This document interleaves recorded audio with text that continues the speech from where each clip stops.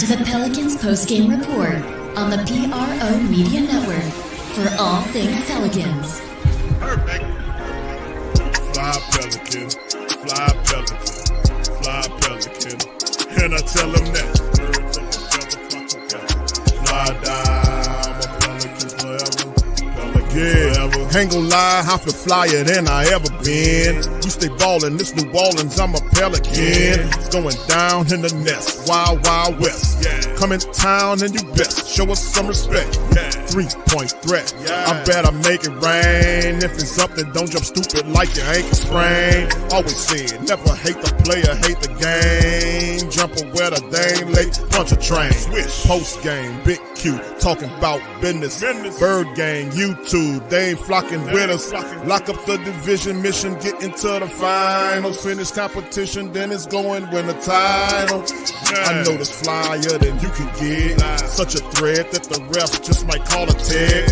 You could double, you could press, but you can't check. Right, left, slide by you like a Eurostep. Fly Pelican, fly Pelican, fly Pelican. And I tell them that birds of a feather flock together. Fly down, I'm a Pelican forever. Pelican forever. And never, and never, and never, and never, and never, and never say birds of a feather flock together. Yeah, fly down, I'm a Pelican forever. Yeah. Pelican forever.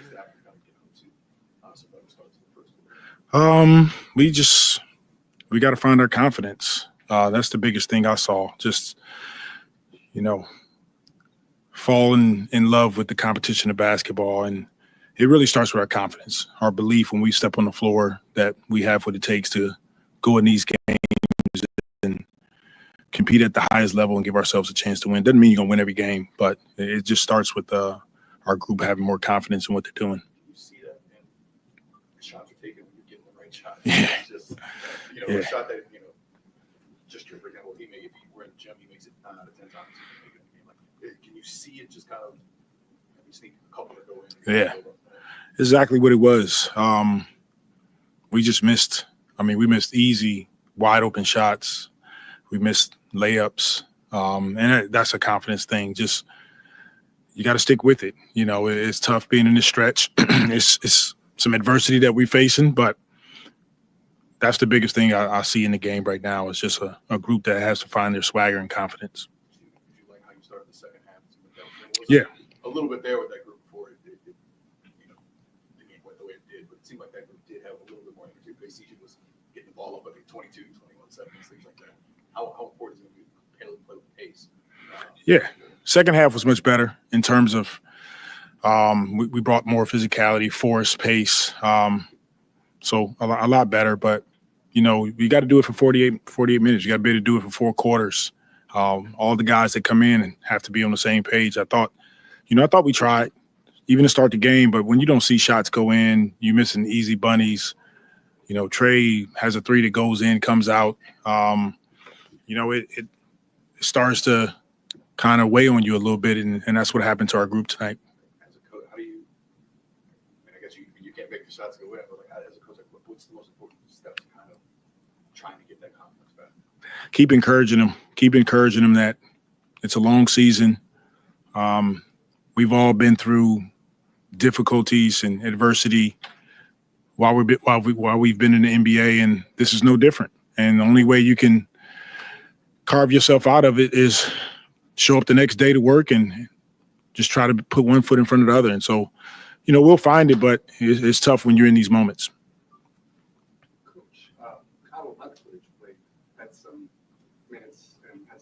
Cleveland. What do you see so far from him? Do you plan to use him primarily at 4 or maybe even 5? Really the 5. And tonight we just, we're down some guys, so we had to put him in a big lineup with him, Trey Jemison, 4-5, 5-4, what have you. But he's a young player that's going to continue to improve. A little ways to go, but it's always good to get him on the floor and get some minutes when he can. All right. Thank you. All right. For all things Pelicans, you're now tuned into the Pelican Postgame Report. Much love to the fam. Appreciate y'all being in alive. On this one, there's PPR. Pelicans emasculated by the New York Knicks, 118-85 in this matchup. They fall to 4-17 on the season, and unfortunately, it's not going to get any better. So we got this to talk about. We also have some other news to kind of cover on this episode of PPR. So big ups to the fam. And it's just an ugly one. 28 points is what the Pelicans put up in the first half against the New York Knicks. This game was over a long time before the second half even reeled in. So a team that got to find their confidence and swag. I see a lot more than that, Coach Willie.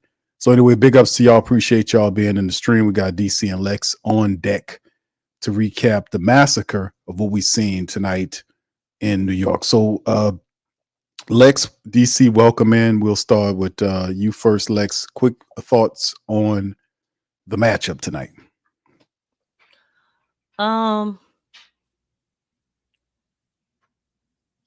The Knicks didn't do good enough in this game. They should have beat the Pelicans at least by 50, at least. They were up by 41 at one point, so they were 9 points off. I'm still disappointed they didn't beat the Pelicans bad enough. That's a problem. Yeah, this is everything that's going on right now. This is what complacency looks like. This is what not being able to grow looks like. Attention to detail, not having attention to detail looks like. Being reactive instead of proactive. This is what this looks like.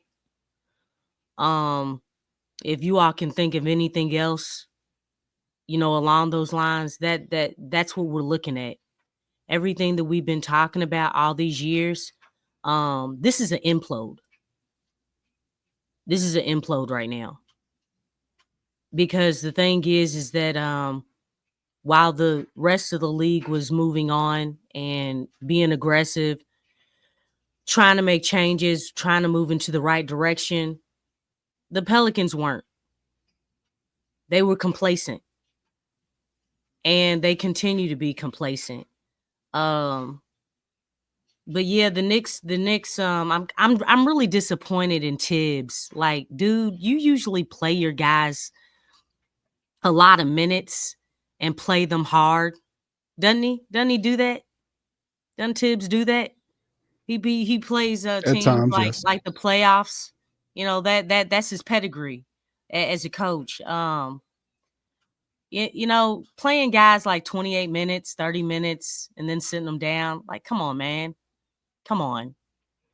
Like, you gotta, you didn't beat the brakes off the Pelicans. And I say that, yes, I am being sarcastic, but in a way I'm actually being serious because that's what needs to be done in order to make change, like serious change. Because apparently losing by 30 and losing by 40 does not encourage change. So maybe losing by 50 and losing by 60, maybe even 70, maybe that will encourage the organization to make some type of a change. Because frankly, I think this whole panel and everybody in the chat would agree that, man, this is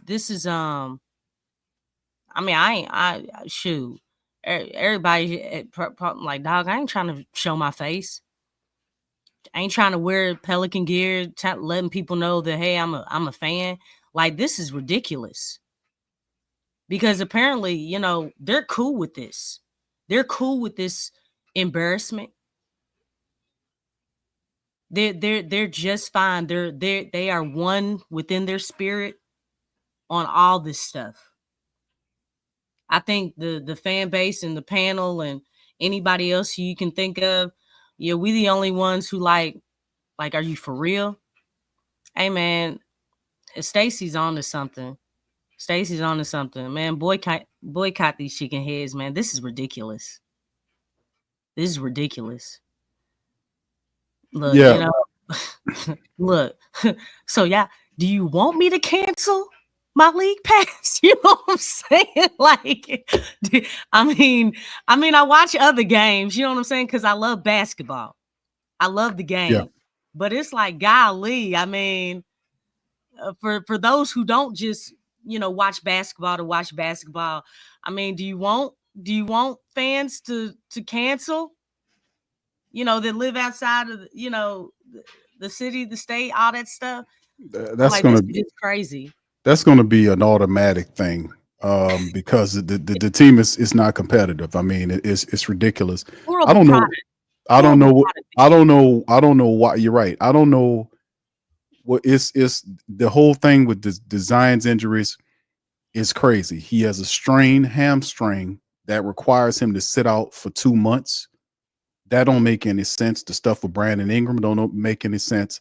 Now there's all the stuff that's breaking free that's going on that we're going to cover in this episode as well. The Brandon Ingram signing with Clutch Sports Matter, the news leaking about Zion Williamson's new stuff. We're going to talk about all that in this episode once we get through this horrible breakdown. But let's hear from DC. DC, thoughts on the game, bro. Hey, what's going on, man? You can do the game stats if you want, man. I'm doing something. It's really important, Q. I'm out. It's cold out here. Sure is. I got my stapler and I got all my flyers. I'm putting up to find the Pelicans' confidence. I got a 1-800 on number on there. If anybody find it, they could call. We're gonna get our confidence back. Because I was listening to Coach. I was getting ready, looking at all my points, and okay, what I'm gonna talk about, man? We got a lot of stuff to talk about. And he said this happened because we lost our confidence. So I immediately went outside with my stapler. I got some flyers, man. I've been hanging them up everywhere. I must have put about a good 100 of them up while y'all was talking. So I encourage everybody else to do the same. So we got to find our confidence. Apparently, that's all. Well, I being serious though, looking at this, I'm gonna be honest. I ain't watched this game. I watched the first quarter, I didn't and it was 10. When it was like 10:36, Yeah. man, I started watching some highlights from the Saints and shit, man. I got up. I started making me something to eat. I went did some other shit, man. And then I glanced back at the TV in the fourth quarter, and I said, damn, I ain't missed shit. The Pelicans had 56 points to begin the fourth quarter. And all I could think of is a lot of the news that broke free today, like Big Q said that we're going to go over. And the fact that Willie Green is a horrible coach, don't get me wrong. But I think more than him being a horrible coach, I just think these guys don't respect him. They don't believe in him anymore. I think they don't even like him. Like, it's pretty much to the point where we got a lot of problems with our organization. But for you to go out and lose, I understand, they played, not that long ago and all that shit. But to lose, like how they lost, coming off of the embarrassing loss, that was such a big deal, right? And Willie Green, we got to be freaking better than this. And now it's just the confidence. Nobody's mad no more. And for them to lose like that is whatever you doing or whatever you thought you was going to do or whatever you said you was going to do, they don't give a shit about that. It's not, the message is like you said, Q, is stale, it's dry, it's repetitive. Man, I think almost at this point, whatever he said to do, they just probably going to do the opposite, just completely tuning them out. We can't use injuries as an excuse. You got CJ McCullough out there who makes $30 million, who's a quality starter in the league. You got DeJounte Murray, who's also a quality starter in the league. Yves Missi may be the best rookie big man in the whole league right now. I for the life of me, I don't fucking understand why you still starting Javonte Green. I digress. I don't get it. Trey Murphy's still coming back kind of from his injury, but you got him out there, $128 million man. There ain't no reason for you to lose by by 33. I'm sorry, I'm saying 41. That's what the league got up to. But there's no reason for you to lose by 33, man. They gotta fire Willie. Even if all of this, which we know a lot of it is, but even if this wasn't Willie Green's fault totally, you gotta do something. You gotta do something. Or we just, like I said, I don't know. It was a nice term I came up with pre-tanking. I don't know how long we're gonna be able to use it. You know what I'm saying? It's gonna be a full-on tank if you just let Willie keep playing. Coaching. Because you might as well just play all your young guys and sit everybody. Like, what's the point? You know what I'm saying? Brandon Ingram, he was sitting. He got his agent now. Maybe he'll play. Or maybe not. Maybe he just sit till he get traded. Will we really care? It's awful, man. And it's just sad. What we seeing here from this team, man, it's just they're non-competitive. And let me hit the stats because at least we can do something they can't do, which is be consistent. Will Guillory, shout out to him. He put out here during the current 8-game losing streak, the Pelicans have suffered losses by 41 points, 33 points, 28 points, and 26 points. And he said that's more than bad. That's a full-on collapse. And he's absolutely right. Yeah. And we've been calling that out here. We've been talking now. People going to start getting more aggressive with the verbiage in the Pelicans, but we've been seeing the foolishness beyond the organization with Gail at the top. And then if you scroll down, that's Dennis Lauscher. This is the goddamn president of the Pelicans basketball organization. This dude right here. Then is David Griffin. So it's not about David Griffin watching this shit happen. We knew that, and we said it during the time about it, and we're going to cover the news of the trade news, the potential trade that was next. We'll cover all that. But this is the guy. This is the president. This guy has more power than anybody not named Gail in the entire Saints and Pelican organization. This guy right here. He doesn't know shit about both sides of them. I've been saying this for a while. This guy needs to be pulled out of this position and given a proper title, which is to be a chief accountant. He needs to go over there. Toy Story, some bitch look like what's the guy? What's the killer? What's his name? Ted Bundy. That's what this bitch look like because he killing the team. I ain't gonna lie, both of them just falling apart with him over him. But it's just crazy, man, because this is a con man right here, and this dude didn't see it, and she's relying on. These are the top 3 people of the Pelicans organization. So you get these people off the screen. And let's just hit the stats, and then we'll get through this because this is really not a very interesting situation, to be honest with you. In terms of that, look at this, y'all. All right, 35 of 94. The Pelicans were tonight for 37.2%. The Knicks were 42 of 92 for 45, almost 46%. Pelicans were 4 of 27 from downtown for less than 15%. 4 of 27. The Knicks shot 20 of 45. They had 16 more 3-point attempts than the Pelicans and shot just under 45 or 44.5%. Pelicans went to the foul line 11 of 17 for 65%. The Knicks 4 of 16 for 87.5. They out rebounded the Pelicans 60 to 42. They out assisted the Pelicans 30 to 20. Pelicans out stole them by 4, 14 to 10, all on the 9 blocks. 17 turnovers by the Knicks with 12 points off versus the Pelicans turnovers, 16 points off turnovers. The Knicks beat the Pelicans in fast break points 22 to 14, and the Pelicans actually won the points in the paint battle by 20, like it mattered, 58-38. And at one point, the Knicks led by as much as 41 points on this team. Individuals for the Pels tonight, going into it, their top guy for tonight was 13 points. 3 13-point scores or 2 13-point scores. CJ McCollum in 25 minutes gave the Pels 13 points, 6 of 16 shooting. He was 0 for 3 from downtown, 3 assists, 3 rebounds, minus 22. 11 points from Yves and 8 rebounds for him in 20 minutes of action. 11 from Trey Murphy in 29 minutes. He was 3 of 14 and 3 of 9 from downtown for 11 points. 5 points for Javonte Green in 23 minutes.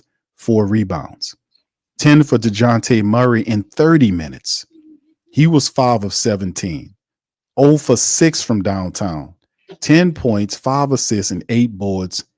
And for DeJounte Murray, 10 for Jamal Cain off the bench, 13 from Brandon Boston in 19 minutes. He was 3 of 8 from the field, 1 of 3 from downtown, and nobody else was in double figures for the Pelicans. Meanwhile, 31 for Bridges to lead their effort to help the Knicks run them. And of course, they had it was just a runaway. They destroyed the Pelicans and just took the game and did it. And the Pelicans looked like a very bad college team. They did not look like they belong in the NBA. They looked very awful in a limited amount of time that I was able to watch the Pelicans. Very trash performance today by the Pelicans. So with that being said, that's our touch on the stats. Like I said, the Pelicans, losers of 8 in a row, they scored 28 points as a collective in the entire first half of the game. 28 points in a half.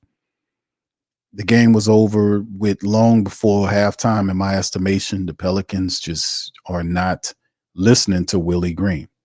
Well, All World Trucker, thank you, fam, says watching the Pelicans getting their ass kicked on a nightly basis is like watching an episode of one-sided fight of Dragon Ball Z. Thank you, brother. Appreciate you, man, for that.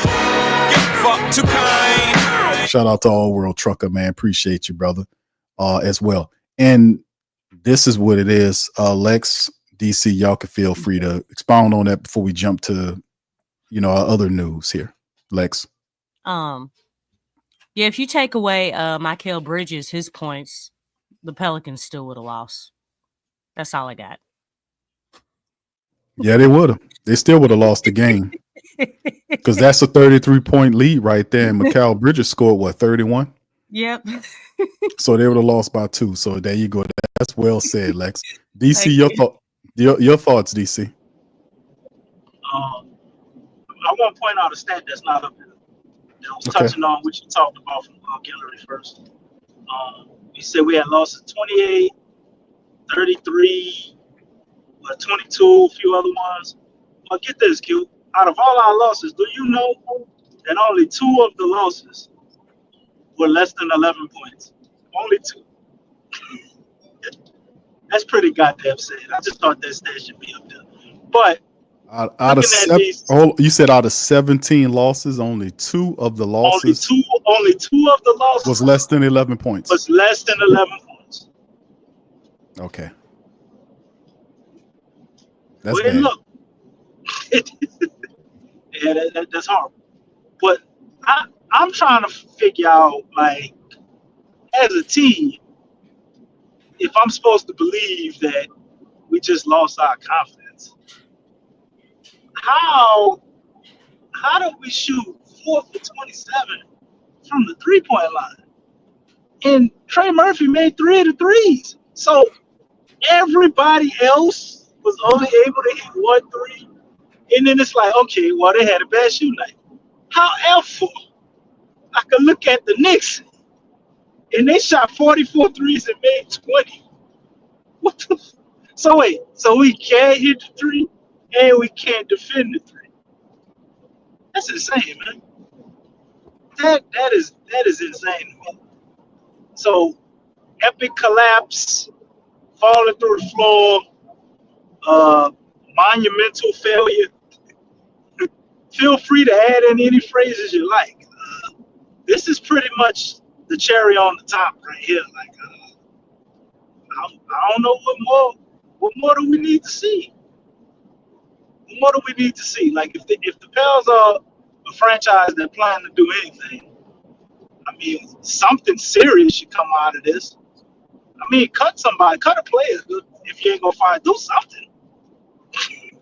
You can't just have this go on, man, and they not respond in some type of way. So, I'll be looking forward to see what they do pretty much after the Phoenix game, because if Willie ain't fired tomorrow, you assume he gonna coach Phoenix, and then I think they get like a 2-day break, because they get a 1-day break before Phoenix, and then we get 2 days after that, or 3 days.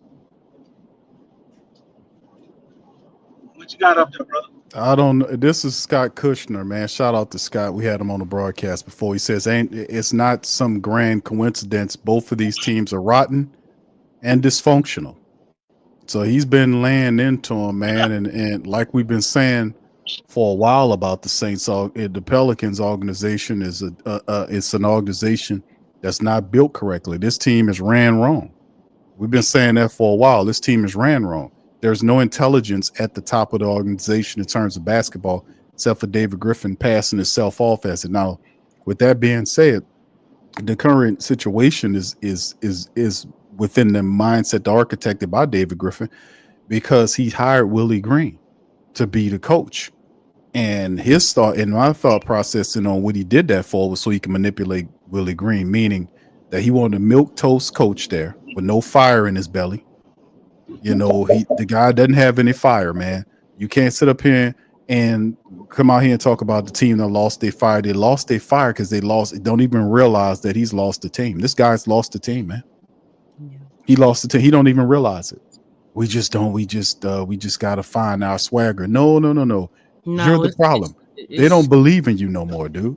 You're a joke. There are pictures I could show you right now that people will send me about Zion Williamson, Brandon Ingram, and Jose Alvarado sitting up laughing at the game, and these people getting blown out. Yeah. Sitting up here laughing at the game.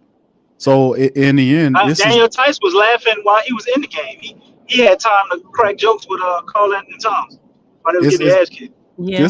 This is pathetic and sad and trifling all at the same time. There is no injury excuse. You can't say injury bug right now because you have expensive players that are playing and you still getting hammered. These guys were fussing and bitching just a few games ago, and there's nothing changed. Since the outburst that he had at the end of the game, they still lost 2 more games and then another 33-point loss. So there was no fire in his belly to come out and says, we're going to do this, doing that. It's still the same weak sister ass Willie Green that's out here doing the same BS over and over again and doesn't have a clue what he's doing. And that's why I was saying, like, it was like, even with DeJounte coming out and saying what he said, everything that's been going on, it's been happening for a long time. Okay. Willie Green's been here and he hasn't grown not one bit. And now a lot of people are saying he's like, the thing is, it's just worse because you don't have that talent to lean on. They were winning based off of talent, not because of Willie Green's coaching. And it shows very badly. You know, you have to understand the difference. You got to understand the difference. But, I mean, everything that's going on right now, I mean, this team has been so stagnant. And when you're stagnant, you're not getting better. You're falling behind. That's what that means. You're either getting better or you're getting worse. And being stagnant falls on getting worse because you're not improving. No, Griff said earlier, hey, this is not an off season for complacency. Dude, this was nothing but complacency. This is the picture of complacency. You have not progressed. Like, you wanted, like, all of this has been hurry up and wait. Let's wait and see. Let's wait until guys get back. Let's wait. Man, I can tell you just from the little bit I've seen, and this is from last season, you know, because they wanted what is his name? CJ, Brandon, and Zion. They wanted to see all 3 of them play, right? I did not need to see any more of all 3 of them. I saw enough. I know they had only played 10 games the previous, but it's like, shoot, after they played another 10 games, I'm like, man, yeah, what's next? Like, how much data do you have to see? How much data do you need to collect to understand this is not working? And it's It's I not think just with him, it's with the whole organization. It's I like think it's trapped. I think they trapped Lexxah. I'm gonna be honest with you. I think the decisions that they made and it done cornered them off. You see, well, no, because it's great. the, He the made Knock good out decisions. tentacles that's all the time. yeah. Well, listen. That's what I'm saying. This is the whole thing. Like all of this was created by him. He took control. He didn't formulate a team around him and certain He like had he no had a general. vision. The general manager that he picked up is a guy that didn't have any experience. You needed if you're gonna replace Trains and Lane to try to go get some guy that can wheel the deal that has a little influence. He He wants went and got a control. guy. He got a guy that's weak. No disrespect to Bryson Graham. The man don't know nothing. You don't even hear from him. I haven't heard from Bryson Graham since they did the start of the season press conference. This is the general manager. He hadn't said nothing, didn't bat a word, didn't have a press conference, didn't have an article, didn't come out with an interview. Hadn't heard anything from this man. He's only a general manager entitled on. He's a puppet for Griffin, and this is why he hired Bryson Graham, because he don't speak up. And Willie Green look at the characters that he put around him, because he situates people around him to take the fall. Willie Green's a fall guy, so he'll take the fall before Griffin does. He'll take I've said this for some time. I said this is years. I've been saying this years, because it ain't hard to read the room.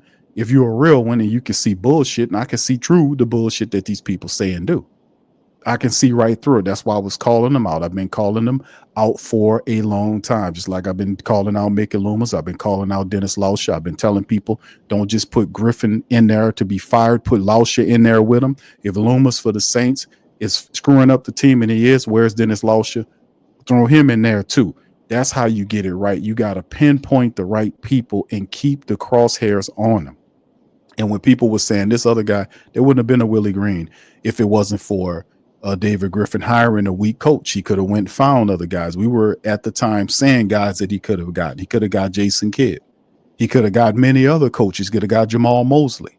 He could have did that. But the thing is, this dude is a control freak weirdo who believes in basketball cults and is preaching more about togetherness and family as opposed to winning championships. If you're winning, you'll automatically build a family. You don't have to push that narrative all the time. We want to, when you win championships, that's the focal point. This guy's a weirdo. He don't know he's a con man. That's what I've been saying, that when he did that little shit with that piano, I said, this guy's weird as hell, man. This guy's not cut too tight up here. You got weirdo freak morons on top of the team that don't know what they're doing. So I mean, I've been calling these people out. Now everybody won't jump fly with like PPR, jump and fly. We've been saying this shit for years about these people, calling them out, pinpointing them and saying what the problem is, man. So anyway, Who in this position that doesn't talk about winning and they lead, we're talking about family, bro?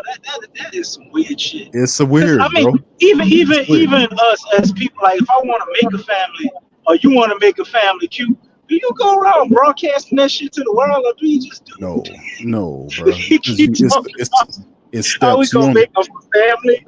because it's a What? con man do that, DC. Con man do that. A con man is a confidence man. That's an old term. Con stand for Oh, con, so that's where the Pelicans' confidence went? Hey, that's where it comes from. Con man is short for confidence man. That's from what they David used to do Griffin back took in the the States. Pelicans' confidence, right, Q? That's what you said? They used to call them. That's what they used to put them on. What they called the bunco squads back in the day. They had a bunco squad, which was be people that used to go in. They used to find these old rich widows that their husbands passed away. These old rich oil widows, and these confidence men would dress up in suits, and they would take these women out. They would swoon them and get them to marry them, and then they would take their fortunes from them. So they could. This was happening. This still happening to this day, by the way. They just don't broadcast it. So they created squads in the police departments to go and arrest them.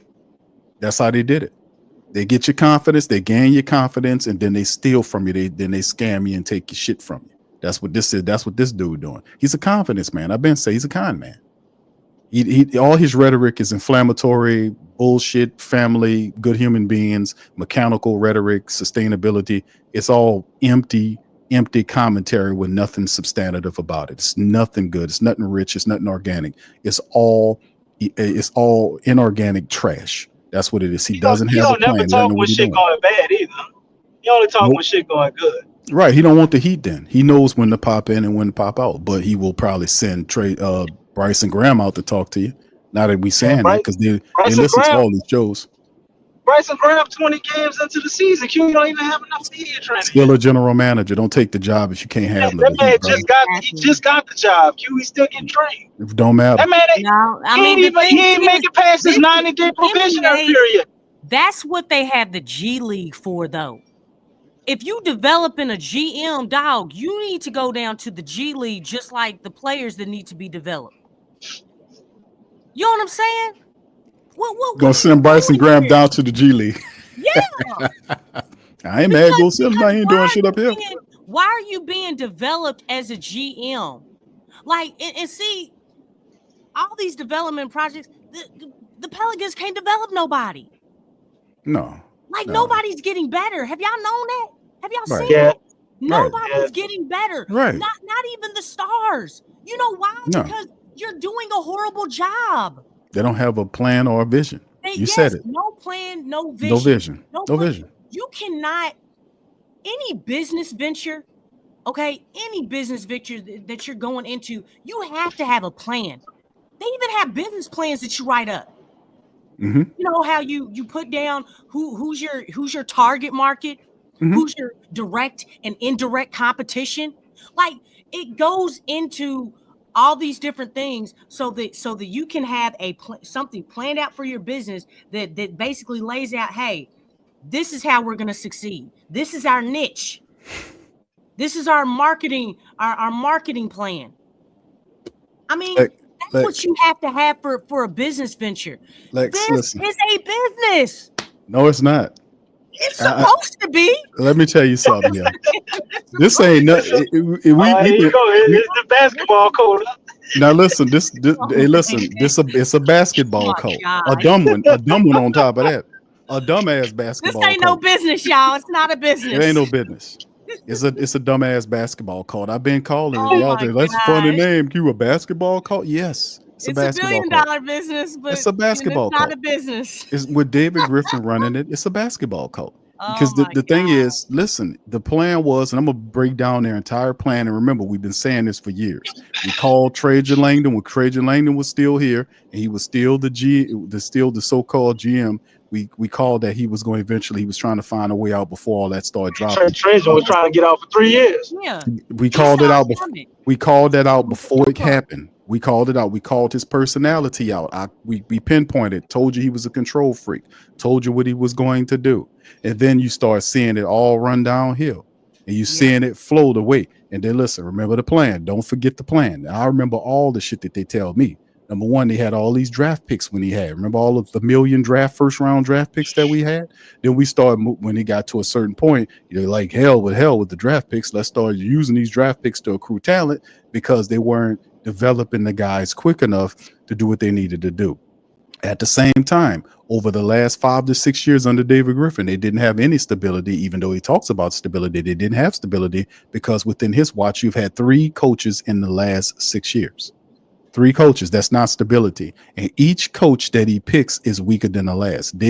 Elvin Gentry was a bum that should have been fired. Stan Van Gundy is a good basketball mind, but he was past his time in the NBA. He was past his time. He was sitting on the bench talking about basketball for years. When they fired him from being the head coach and the general manager of the Pistons, that was a David Griffin call. You can't tell me that was Trajan. Trajan wouldn't have went and picked that guy. He wasn't on nobody's radar except for David Griffin. Trajan never get to pick coach, huh? Never did. And then this next coach that he picked, Willie Green, he picked him up because he still wanted to get a coach that he can manipulate and control. And Willie Green, like I told y'all this, I'm keep telling you again, Willie Green sold his soul for that job. He did. Willie, I have a dream, Green. So bump that faith and all that junk. He sold his soul for that job because no man with respect would have taken this head coaching job. Nobody. That's why he was the 4th and 5th option. Well, with the general manager telling him, this was the thing why he sold his soul to take the position because he never was going to get a job any other way as a head coach. So he took the job, and David Griffin told him, "Listen, you can take the job, but I have to pick all of your coaches." He told him that's why Jacques Vaughn didn't take the job, and that's why several other coaches didn't take the job. They turned it down because ain't nowhere in the league you're gonna go where you're gonna let somebody else pick your assistant coaches. we covered this. I was highly upset about it, by the way, and I'm gonna post that link because I shared it with Lex in DC. The show we did some time ago, we're letting you know that we've been on this. So I mean, it's falling apart because it's supposed to. The team is not ran correctly. It's all about a dollar. The top basketball minds is David Griffin, and he's a con man. That's why I call him David Grifter. He's a con man. He doesn't know what he's doing. His only championship ring came by way of LeBron telling him, "Hey man, go do this, do that." He turned him into a gopher, and Dan Gilbert told him, "Listen to LeBron," and that's what he did. That's how he got the ring. If LeBron wasn't there, he would have never gotten that ring. But he'll live off it and say that he's a champion. So he comes here, and then if that don't floor you, guess what? David Griffin is the best general manager VP you ever had. That's how shitty the Pelicans executives have been. Damn. That's He's awful. with all this I just told you, he's still better than Dale Demps. I mean, is he? Yes.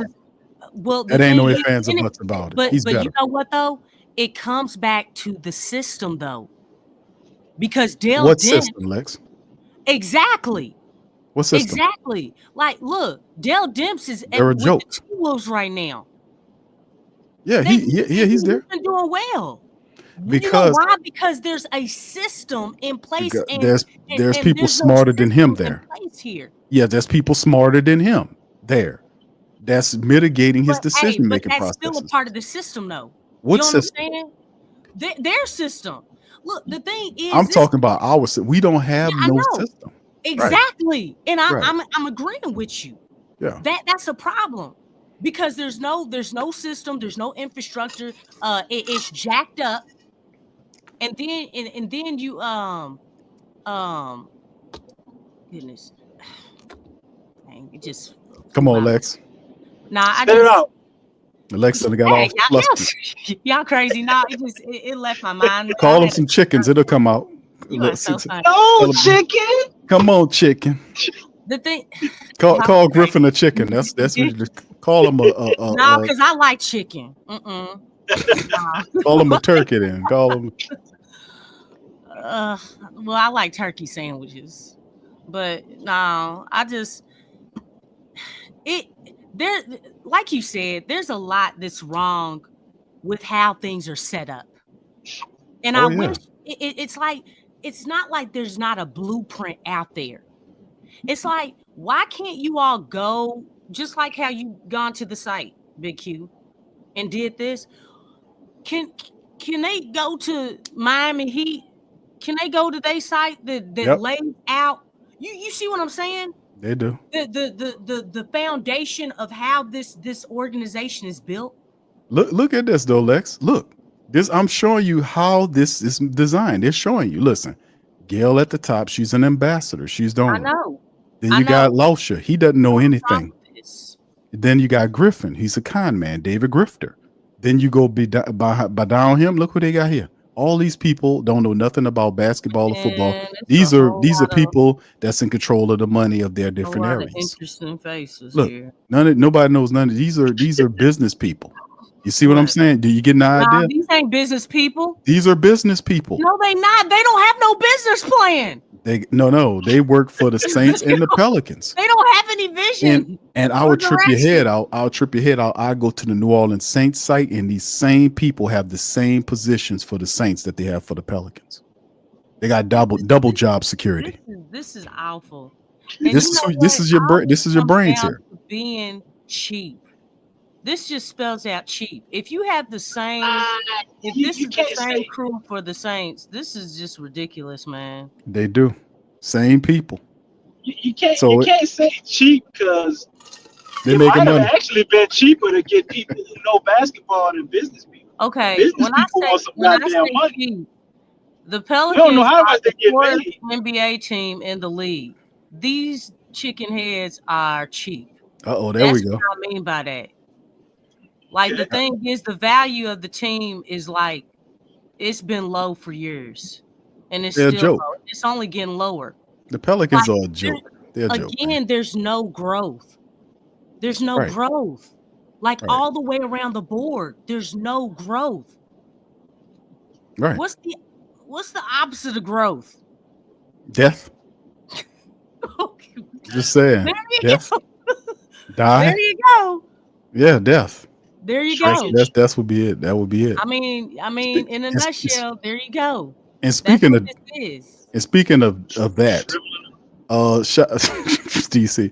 All right, DB says Tom Benson screwed his empire by giving too much power to the upper execs, thinking he was protecting his wife. And David Griffin is a kind man, no doubt about it. Thank you, D. B. Shout out to you, fam. Appreciate you for that. Thank you. And Stacy, appreciate you for becoming a member too, my friend. Thank you, sir. Appreciate you. Thank you, brother. Appreciate it. All right. And speaking of which, you know, we talking about the opposite I side. wonder what it would have been like if his family got to take over. Just quick cliff note. Well, it'd have been different. Yeah, he had some children, man. It would have been different. Rita LeBlanc knew the game. Rita LeBlanc, which was his youngest daughter, this wouldn't have been going on if Rita was running, because she knew about the team. She knew what she was doing in terms of the team. She knew about the team, and this wouldn't have happened. Gail doesn't know a lot about it, and like I said, they fell out because the daughters accused Gail of not giving Tom Benson medication, giving him his meds. She was saying, they were saying, and this was in the documents that they allowed to leak out, that when they were in court, they were saying Gail was giving them candy and wine and shit as opposed to giving them his medication. They fell out on some stuff, and it was a lot of stuff going back to girls. His girls didn't like Gail. They seen her as a interloper, to put it lightly. But I done read a lot of the documents. I covered this, and then it really got to a crescendo when Tom Benson kicked them all out of his will, took all of his Mercedes-Benz back. All of them drive Mercedes-Benz. He took all of their cars back and knocked them all from the Pelicans and the Saints. Then the girls came back and the family sued them. And then what they did was they said, this ain't enough money, blah, blah, blah, whatever the case was. And then they put that lawsuit on them, and they wanted to open up the books between the Saints and the state and the city, which were sealed. They sealed those contracts so you can't see them. They wanted to unseal them in the court so that the family can get their just monies based on the amounts that the city and state had gave them. I covered all of this. And what ended up happening was Tom Benson immediately settled whatever they wanted. He gave it to them, settled with them, paid them off, because he did not want the seal to come off those documents so you would see the deals that the state and the city had given the New Orleans Saints. And I was like, it's no need for us to even look at the documents. I already know what's in them. They don't pay rent on the dome. They don't pay rent on the arena. They get all the concessions, the revenue, all of that. That encompasses parking, the food, the everything that the game experience is about, that they make money on in the Superdome. They get all of that, right? Same thing with the arena. And then when it comes time for them spending money toward the renovations, all they ask for is $20 or $30 million, which they were late on their payment. They were supposed to give 30. Now 20 to 30 million on the dome. Now that's a drop in the hat. And she probably walks around with that little chicken feed for her. But there was 200 something. We talking $250,000 repairs over several year period, dealing with both the arena. And it was late on the payment. And she was late on the payment, and the city had to throw it to make it public to shame them into paying it. So yeah, I already know, man. I know what time it is. I don't just know about the stuff on the court and the field. Also cover the economics behind the scenes that make it go. Because if the money ain't working in the boardroom, you ain't gonna see nothing on the court or the field. So I know all about the little deals with the Saints organization. So anyway, DC. Appreciate that five bucks. Yeah, gotta read DB message, man. DB says Lex Drew Big Q and DC, if Benson moves team to Seattle, Las Vegas, can they get out of GM coach Griffin's contract? I'm pretty sure they can. I don't think the team's gonna move. There's no way they're gonna move. Yeah. After what you just said. Like, why would they?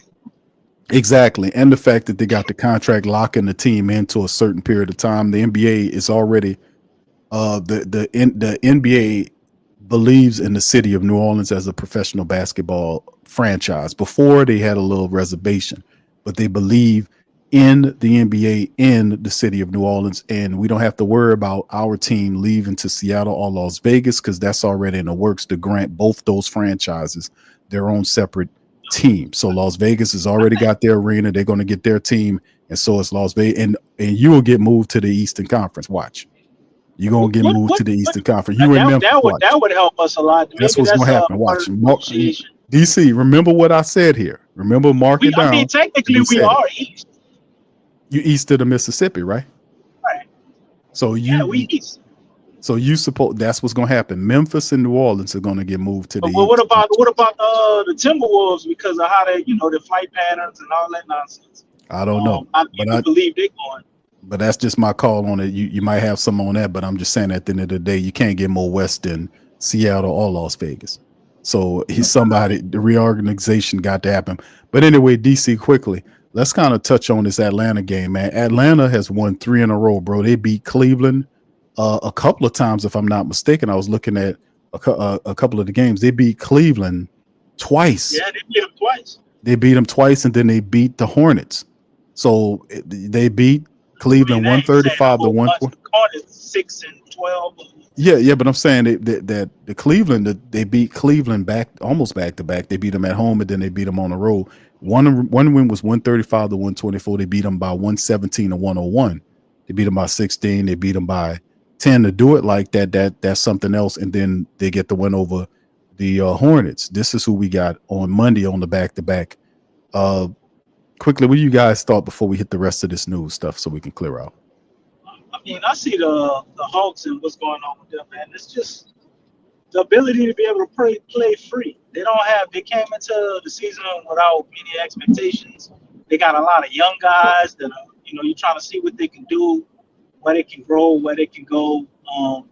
You got Trae Young, and they just surrounded them with a lot of younger talent and, some quality role players.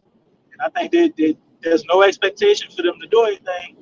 And they have a good coach in Quinn Snyder. So you're seeing all of that being put together and become a headache for the Pelicans when they play them.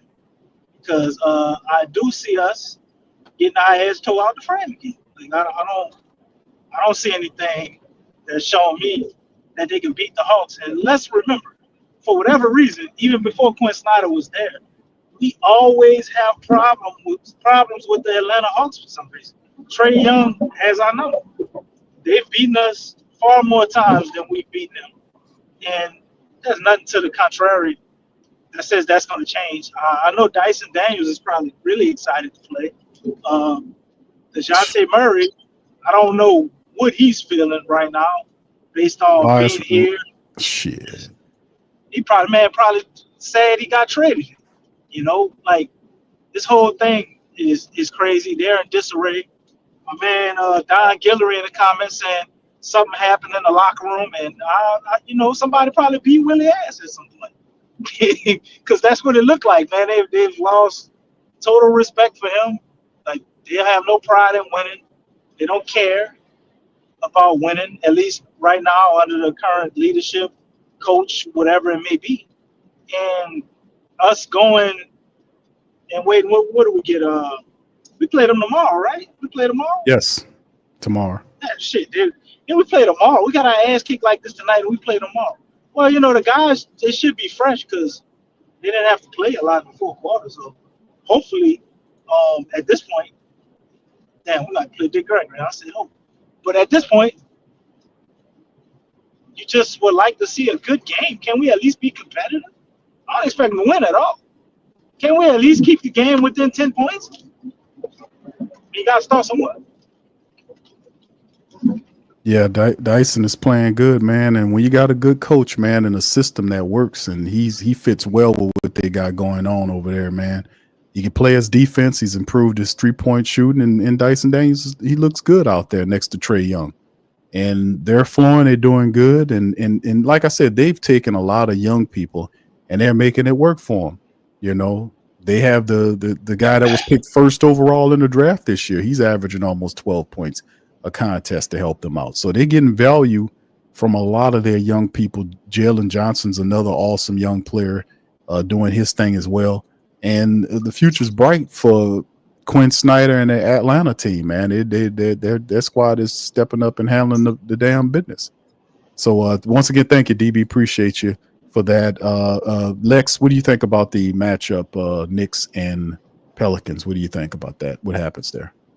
4-18.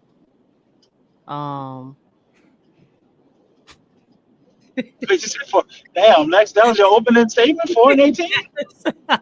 Why not 4-20? Just go 4-20. Yeah, I did say 4-20. I've said that the last two streams. But did you want me to start with that?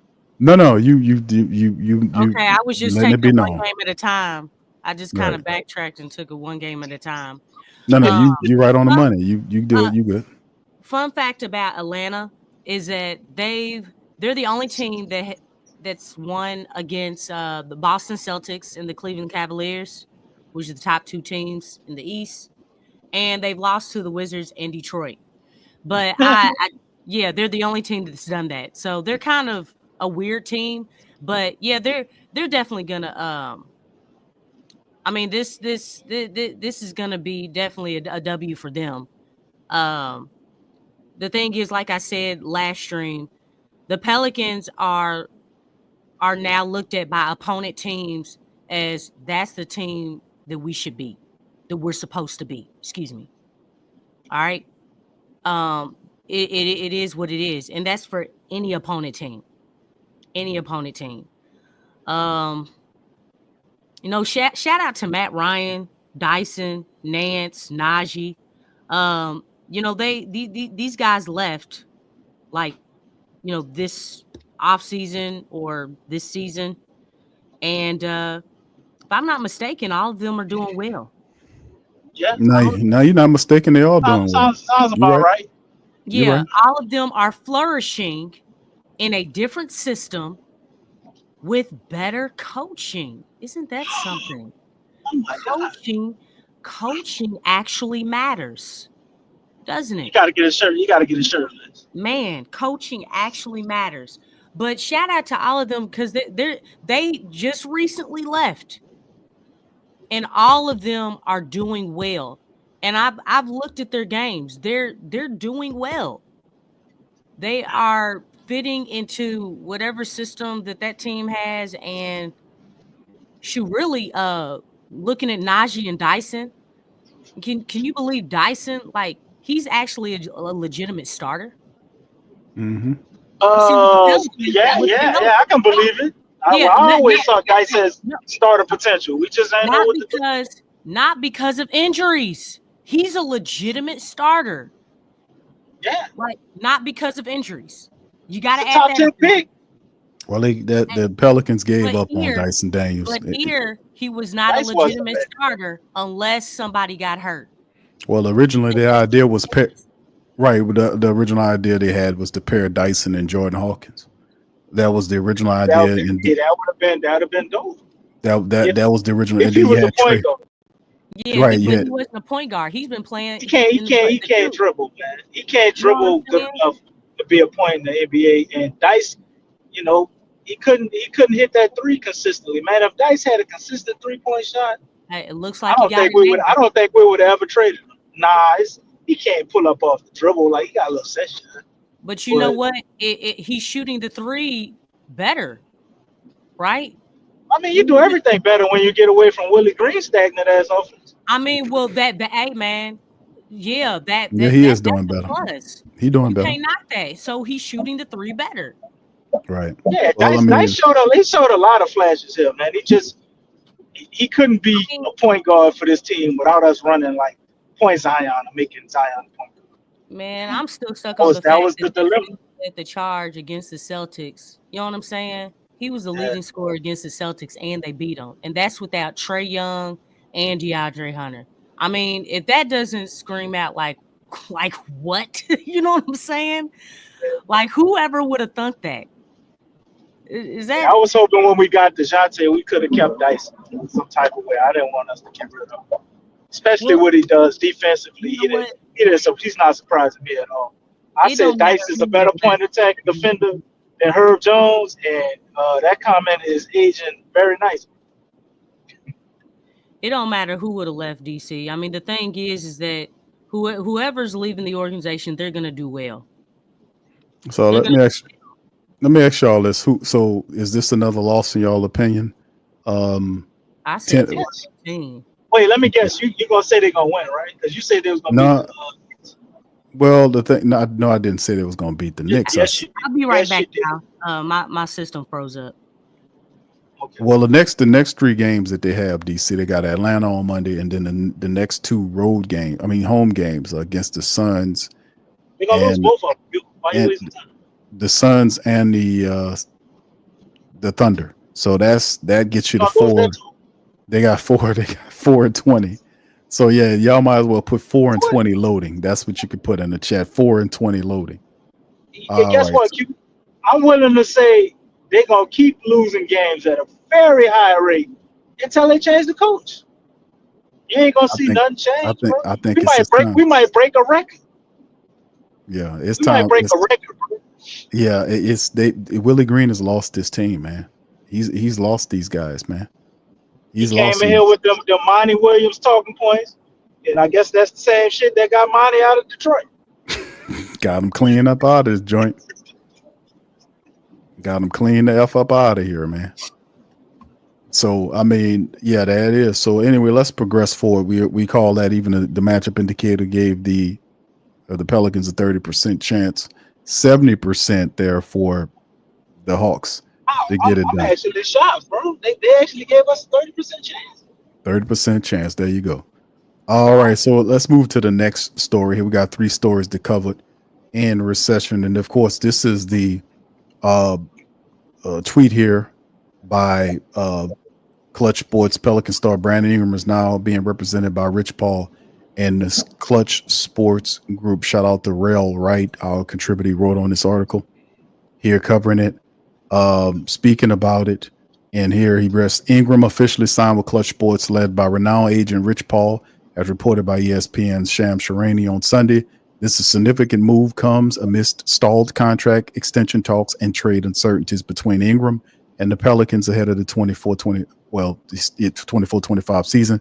Previously represented by Excel Sports Management, Ingram's shift to Clutch adds another star to the agency's powerhouse roster. Pelicans Executive Vice President David Griffin previously emphasized Ingram's desire to remain in New Orleans, stating in June, quote, Brandon wants to stay here, end quote, while also acknowledging the financial realities that complicate such decisions. Ingram, the second overall pick in the 2016 draft, and was originally with the Lakers, but became a centerpiece of the 2019 Anthony Davis trade that sent him to New Orleans. Despite his dynamic offensive output, including averages almost 23 points a game, almost 6 rebounds, 5.4 assists on efficient shooting splits this season, the 27-year-old forward's tenure with the Pelicans have been marred by injuries, having missed double-digit games in each of the past 5 seasons. His production remains elite, earning him an All-Star honors in 2020 and a 5-year, $158 million contract extension that November. However, ESPN's Brian Windhurst recently reported that finding the team Ingram would commit to extending with his hindered trade scenario, which hinders in trade scenarios, which means, he says he problems with it. With the Pelicans roster once again hampered by injuries to start the 24-25 campaign, Ingram's alignment with Clutch Sports may signal a pivotal turning point for both his career and franchise's future. So this is an article, shout out to Real Right dropping it. But listen, this is something we talked about before. It was rumors that Clutch Sport would be the agency that he left once he left Excel. Some people said no because they felt like him and LeBron and them didn't get along, but he went to Clutch. So what are y'all thoughts on this? We'll start with DC, then Lex. Thoughts on BI's move with Clutch? I gotta say, maybe you're right, because I always thought he didn't like LeBron. I seen tips and stuff they had. Maybe they patched that up, because you don't sign to Clutch Sports and you hate LeBron. I mean, he has a lot of influence on where you might probably go. So maybe they did patch those things up. I don't know if I believe he's going to the Lakers, though. Everybody thinks he signed Clutch, he immediately going to the Lakers. I don't know about all that shit. I don't think the Pelicans are that crazy to take back D'Angelo Russell and or what other spare parts they got over there. They ain't got no more damn draft picks, or will they give us more draft picks? You give me 2 first, whatever.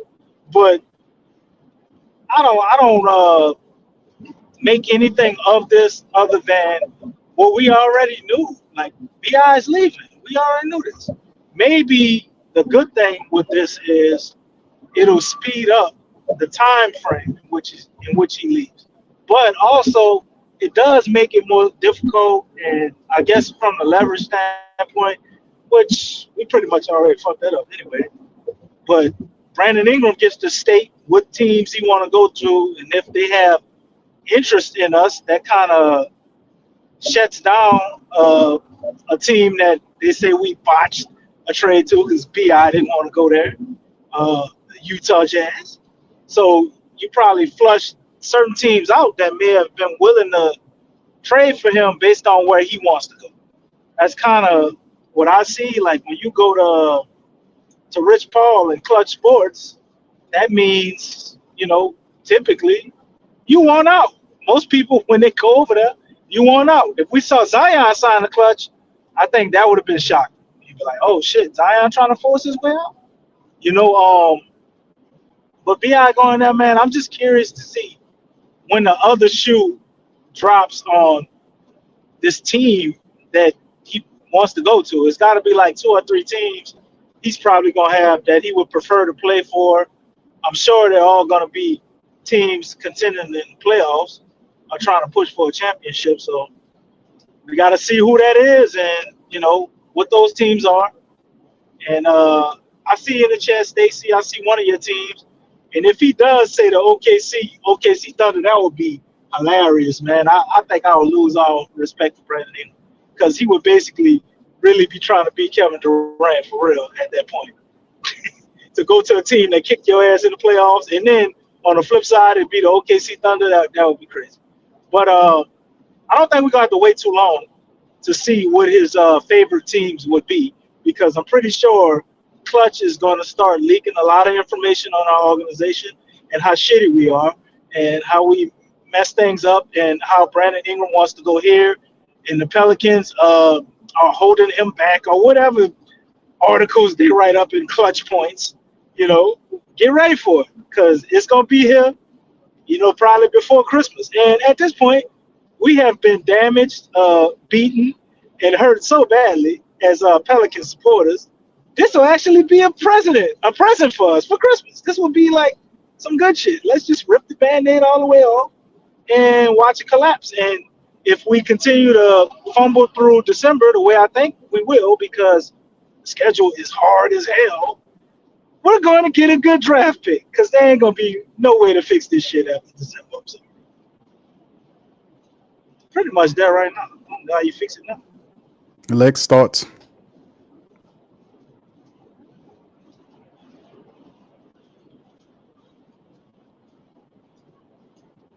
Lex, you muted.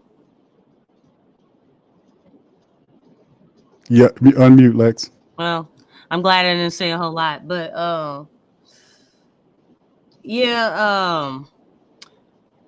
felt like one of them, either Brandon or Zion, would go with Clutch. It was bound to happen. But this is when you have a lot of mess on your hands, what happens? You get more mess. Like, if you didn't think that it could get any worse or get bad, well, it can get a whole lot worse. So, like you said, DC, you said it'll be kind of like a Christmas present. Hey, Rich Paul don't play. He does not play. He has no chill. So, it's basically gonna a lot of laundry is gonna be aired out. A lot of laundry. So, here we go. Here we go.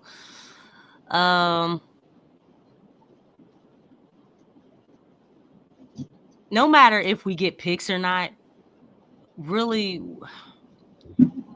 it doesn't matter if Griff and Willie Green are still here. All these picks, like the trades and all that stuff, and getting picks in return, it doesn't matter.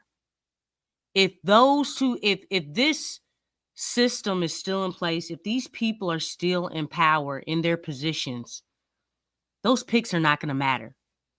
Right now, the Pelicans are destroying careers. They're destroying careers. And so my thing is, man, I would be scared if I'm a prospective player, you know, coming into the league and the Pelicans pick me. Cause right now they're not developing. As we can see, just like what I said before, you know, the guys that just left, they're doing well right now. They're doing well, and it's apparent that they're doing well. It's a huge difference from when they were here and they're flourishing in the system that they're in, and you know, they're doing their thing. It's like basketball is easy. And I just, you know, all those picks, they just don't, like we just now said the opposite of growth. What is the opposite of growth? Is death, right? So I mean, it's almost like, dog, you know, you're dead before your career can even get off the ground, because it's not happening with the Pelicans. As long as you keep these people, this system, if you don't restructure things and move people, get rid of people, bring in some people who fulfill the job description, okay? That fulfill the job description, and not only fulfill it, but have a vision and direction with fulfilling that job description. Only then will, you know, things get better. But even if you trade Brandon or trade Zion or trade whoever, and you're getting picks back, that still does not give me confidence with this organization if this structure is still here. You're still in the same situation. You're just starting all over. I mean, so, you know, yeah, Brandon, I mean, it's definitely a power move for him. Rich Paul is definitely gonna get down to the bottom of it, and he's gonna let everybody know, put it out on Front Street, and definitely worse than Anthony Davis. And I don't know if Brandon would go to the Lakers. That doesn't necessarily mean that he would go there, because I think the thing is that he wants his money. But that's not to say that, you know, why he didn't go to Utah next? Oh, Brandon said that he didn't want to go to Utah. Nobody wants. He wanted his money, right? Yeah, but I mean, if they was gonna give him his money, why not go to Utah? Well, get paid and then force your way out. No, I mean a lot of guys don't want to go to Utah. I mean, let's just say the state Utah. I mean, do you want to go there? If I was a Mormon, maybe. Huh? If I was a Mormon, then maybe. No, I wouldn't even want to visit Utah. I'm saying, I mean, that's not. You wouldn't want to see the Rocky Mountains. I like to see the Rocky Mountains at least one time. I will go and see the Colorado Buffaloes. Okay. If I want to go see the Rocky Mountains, look, they look more desirable. Look, what up, Dion, boy? What's going on, boy? Coach Prime in the building. You know what I'm saying? At least he got a lot of things going there. Okay, I'll go there. Maybe Denver. They got mountains too. There's mountains. You don't want to drink some beer with the least amount of alcohol in it all around the country. What? Huh? I don't know what you're talking about. You on that Hopi juice. There ain't no hope. I mean, I do all that for $50 million a year. I ain't holding that. All right, DC said he'll sell his soul for $50 million. You heard it. You heard DC. He'll sell his soul for $50. I go hang out. I say I go hang out in Utah and play basketball for $50 million a year. Your words is drink some non-alcoholic beer and go look at the Rocky Mountains. Is you would do all that for $50 million. What you just said. I think guys Do all of what though, out where Q? they You living, just though. named all of that I was talking about. And you gotta think, No. Brandon DC selling his soul for 50 has million. lived Man, I ain't in saying nothing LA. about no You know what I'm little saying? red man asked me to sell my soul and signing my name in blood and all this nonsense you speak of.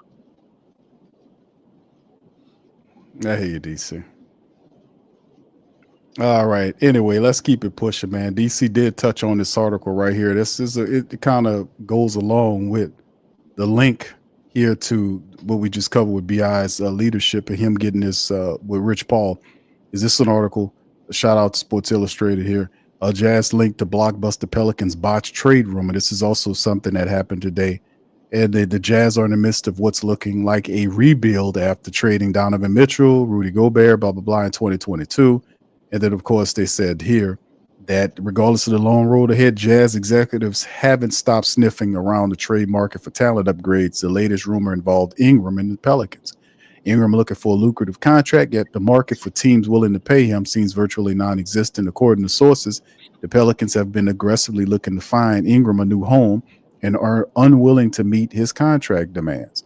With the Pelicans stumbling out of the gate due to many injuries, the team could be looking to duck the luxury tax. Despite the lack of interest across the league, the Jazz were still rumored to be close to landing Ingram in exchange last summer. However, according to WDSU TV contributor Shamit Dua, Ingram squashed the deal because he had no desire to play in Salt Lake City past his current contract. And the quote was, quote, multiple league sources have relayed to me that the Pelicans and Jazz were deep in talks, which were shut down by Ingram's lack of desire to re-sign in Salt Lake City, which it appears that they were going to give him his bread. He said no. While it's no secret that the Jazz were sniffing around for upgrades over the summer, this is the first report directly tying the Jazz to Ingram. It makes some sense for the Jazz.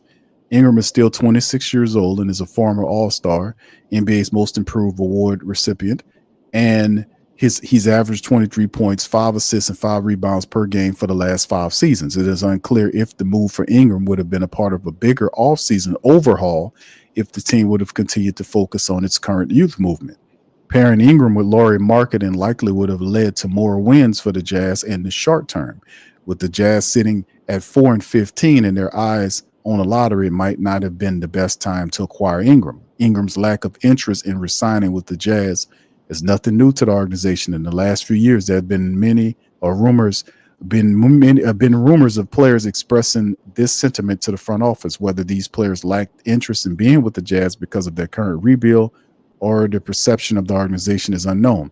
It is again a reminder of difficulties of building a championship contender in a small market. Even with Ingram, the Pelicans have started the season 4-16, good for last place in the Western Conference. Ingram is headed towards unrestricted free agency this summer.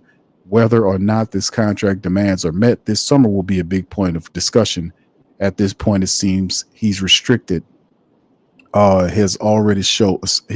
He's restricted his already shallow market. Well, when you feel like the market is shallow and the options are low, you go and get you an aggressive agency to find you opportunities where there were no opportunities before. This agency has the pull necessary and needed to find Ingram such a deal. Rich Paul is one of those guys that has a lot of pull throughout the NBA. And where he lands at it will all be determined. But anyway, this is an article right here. If you guys want to talk on it, DC, you want to jump on that one before we move to the Zion Williamson latest agency news? I mean, I said, basically what I want to say about Utah. But what I would say is this, just spread it across the panel. Where do we think Brandon Ingram could go now that Utah is out of the fold? What is a team that would possibly trade for BI, and what does a trade for BI look like? Anybody got any ideas? It depends on what the Pelicans are looking for. We still looking for a center? How do they feel about Yves Missi now? Now that he showed us great development, things have changed a bit, right? Are we still looking for a starting level center? I think it could be a backup center now, especially when you look at the draft and the fact that if we're getting the draft pick back, maybe we still getting another pick in this draft. Although, a lot lower down the rankings, we probably could get another center that way. Maybe we're just looking for a vet guy, attaching somebody like Daniel Tyson, sending him out of here. Maybe. Hypothetically. It could be, bro. We do have some contracts that we could place together depending on who we reaching out to. But do the Pelicans still feel the same way about, situations with Cleveland? I don't know, bro. We got to reassess that because that's a really solid question, DC. Going back at the market now with Rich Paul, obviously, he's going to give a list and a stiff one too. Remember the last time we had dealings with him with the AD situation when he came in there, he told him straight up, like, you can trade him to Boston because the Pelicans were trying to send Anthony Davis to Boston. Man, that would have been awesome, bro. That would have been awesome. We got Jason Tatum. You'd have got Tatum. They were looking to give you Tatum, but the deal was nixed by Rich Paul because he told him you can trade him to Boston, but you will be losing him in free agent. He won't sign back with you because he wants to go to LA. And that's how all that facilitated. So Rich Paul kind of did what Anthony Davis wanted him to do, and he got him with LeBron, and then he got a ring in the COVID year. But at the end of the day, he still accomplished it. He still got a ring with him, and now he's the centerpiece of that Lakers team. So Rich Paul didn't play. He comes in, and he's in, and then of course we don't have anybody with any balls or any good sense that could stand and negotiate anything. We got a con man who really doesn't have an ID, doesn't have much imagination. He didn't talk his way into this situation with this little old lady. She don't know what she's doing. You can see through all his BS. These people blind, you get man. around them real people, like, dog, I'm not bluffing. Like everything that's coming out of my mouth, like, we ain't doing threats, we ain't bluffing. This is real. Well, or you gonna lose out really bad if you don't make this deal. It's like he really pushes you into a corner where it's like you don't have much of a choice. You don't have no bargaining chips. You don't have any leverage. You don't have none of that. Yeah, something tells me that we don't have long to wait. We don't have long to wait, Lex or DC, on what's about to happen. So you don't have to wait very long. You're gonna find out something real soon. The organizations that usually trade with him do that to themselves. Like, he's just smart enough to take advantage of idiots. That's how I see it with Rich Paul. Yeah. Because before it to get to this state, right? Before it to get with this state with Brandon Ingram, we gotta look at all the things that happened prior, man. We should have been traded him. Brandon Ingram should have been out of here in the offseason. Some type of way. Should have been out of here before that. We could have traded him, last season, but I mean that was a stretch because we were playing really good, right? But the season before that, however you want to do it, if you're a good GM, you're supposed to see that it would get to this point before it gets there. Even if the supporters are wrong, we may be wrong about what we're talking about. The GM is supposed to know, man. So yeah, they lack vision, and ultimately, whatever deal we're gonna get for BI, I'm pretty sure it's probably gonna be a little underwhelming to what we expect. I'll be happy if we're able to get at least like 2 first-round picks, at least, or a first-round pick in the picks. Them picks ain't we at least able to get that. There, man. Well, Lex, the picks don't mean anything under this current administration. But if we get some picks off into the future, maybe for when David Griffin is out of here. Yeah, but that's the thing. When WHEN, when is he going to be out of here? Because the thing is, we know how he hoards them picks. He holds on to them until they depreciate in value. And that's what he's been doing. Well, I mean, I'm not saying him using the picks. You can't use them to pair and go get anybody right now because of the current state of the organization. We have to do and build our organization the way we see most small markets that are successful build their organization. You have to draft well and find you a superstar in the draft, or you have to build one. You're not going to be able to go trade for one, and you're a losing organization. You're getting embarrassed. You're getting emasculated on national TV. Nobody don't want to come here in free agency, or don't want to be traded here unless they don't have any options. Well, the question is, Nice. the question is, my question is, y'all, with Griffin getting fired, do you believe in the replacement? Who they're gonna get to replace him? Do you believe in the call of the people at the top to make the right decision once they fire David Griffin? That's the whole point. Because he just say fire the dude, but we have to then, like we've been doing for the last several years, we're gonna have to put up. And I told you this a while ago, DC and Lex. We got to start putting up options for these people to steal now, because that's all they do. They just said for years we've been talking about this, and whatever we say they do. We talked You about should have this just let guy. Danny Ferry stand there, bro. He probably did way better than this. Bro, the bottom line is, we have to put up options now. So who would be a good VB candidate? Who would be a nice general manager candidate? Who would be 5 coaches that they can draw from? We got to give them options. What was the previous GM from the Warriors? What's his name? Is Bob Myers? Is that his name? It's Bob. I don't know if it's Bob Myers. but he's Is it Bob Myers? he switched over to the NFL. He's football now. Yeah, he's football. An advisor. I mean, well, don't the Saints need help? Yeah, they do, but they stupid. Saying. Same ownership though.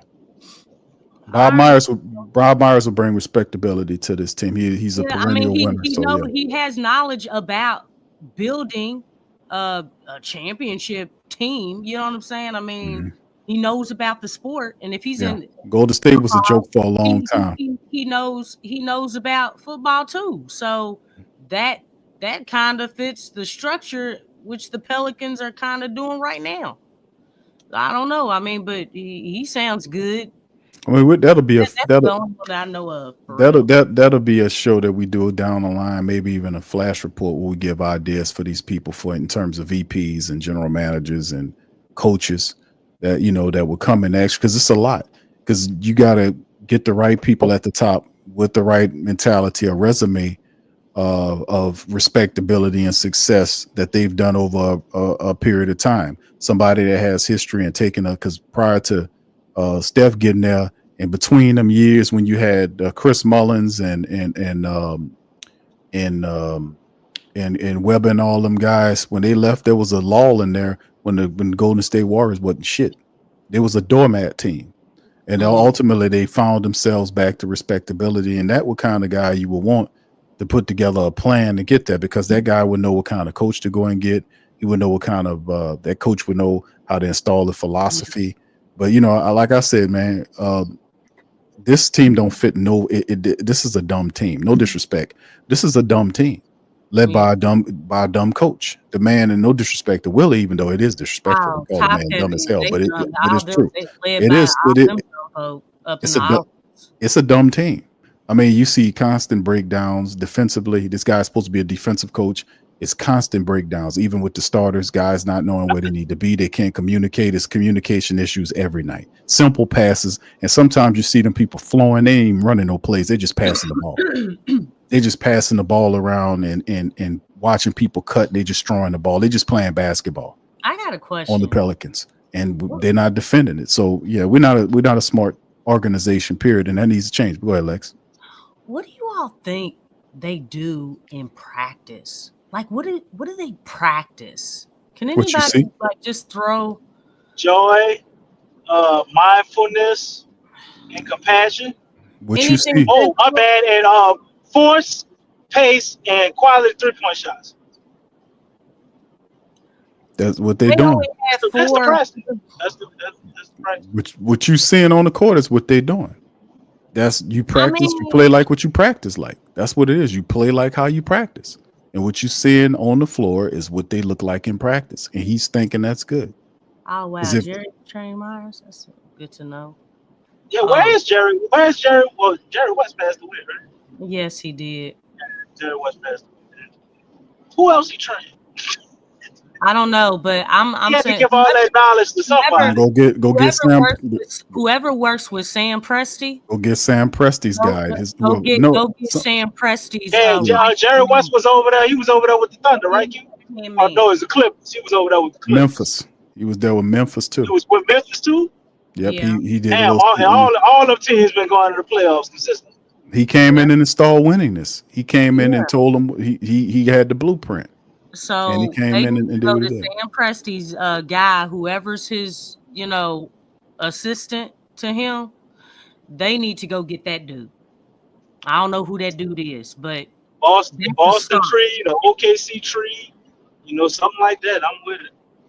Yeah, Even the that's what you got to Miami do. tree, you can go sniff Yep. around Miami too. Yeah, part with Yeah, Pat Riley's because guy, whoever Pat Riley. Whoever Pat Riley's Yep. training. Yep, that's what you do.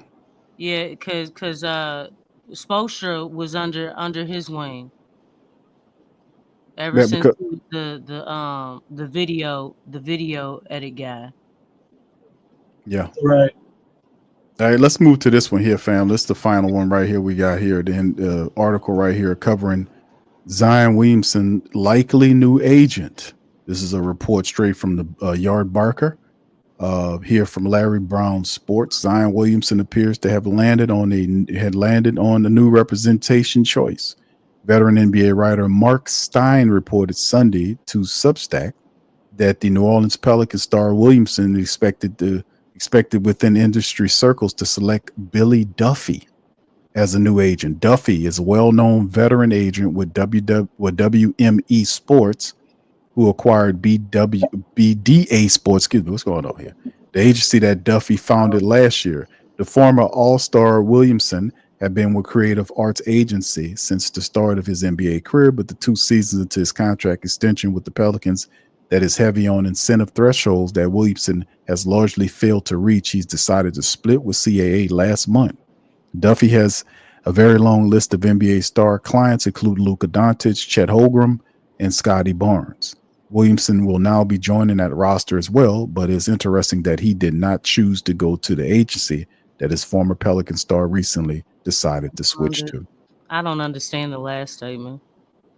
I mean, Well, are they supposed to be following each other, or you know what I'm saying? Well, that's the big talking point is that Rich Paul is the big movement shaking the game. That's what they're saying. Zion's lead. You know what I'm saying? Zion was with Jordan, and now Brandon's with Jordan. I don't know, Lex. I actually think this time around Zion might be following Brandon, because think about it. Brandon has a contract that's up. Brandon was expecting to get renegotiated for $50 million. That didn't happen. Brandon was expecting to be traded by now, and that didn't happen. I think he probably was like Ben, considering switching agencies or in the process of doing that. And I think him talking to Zion, like, oh, y'all can do that? And they can do all that? And I think Zion kind of might be following him this time. Because after he didn't get his $50 million deal, Zion let go of his agent first. he get traded. I mean, the news got released first. We don't know the specific moments that it happened. We can say that about anything and everything, though. I'm just saying, Brandon Ingram had way more on the table. It made way more sense for him to switch agencies because, like, his agency obviously sucks. They didn't get him the deal he wanted. They didn't get him traded. Have we ever even seen Brandon Ingram in a commercial? Like, nah, what do they do? He's not on that tier with Jordan. He's a part of the Jordan family, but he's not in the upper tier. No, I'm saying even before he was with Jordan, the Jordan family, like, what has his agency gotten him? I think he played good enough to get, some type of endorsement doing something. Brandon Ingram could sell you some motor oil or some potato chips or something. I mean, he don't really have that marketability or something. I don't know. I mean, when he came into the league, he was with LA. You got to be winning some shit. Yeah. Nobody want to attach their brand to some guy that ain't doing nothing, bro. To come when he was with the Pelicans, and those were the seasons where Zion really played. Yeah, because you can get commercials. You can get commercials down here eating at the restaurant or something but they don't. He don't do that because Pelicans ain't made them. These guys ain't really. They're not winning anything. Like I was saying, the Pelicans are not. They're. And the Pelicans are doing a poor job marketing too.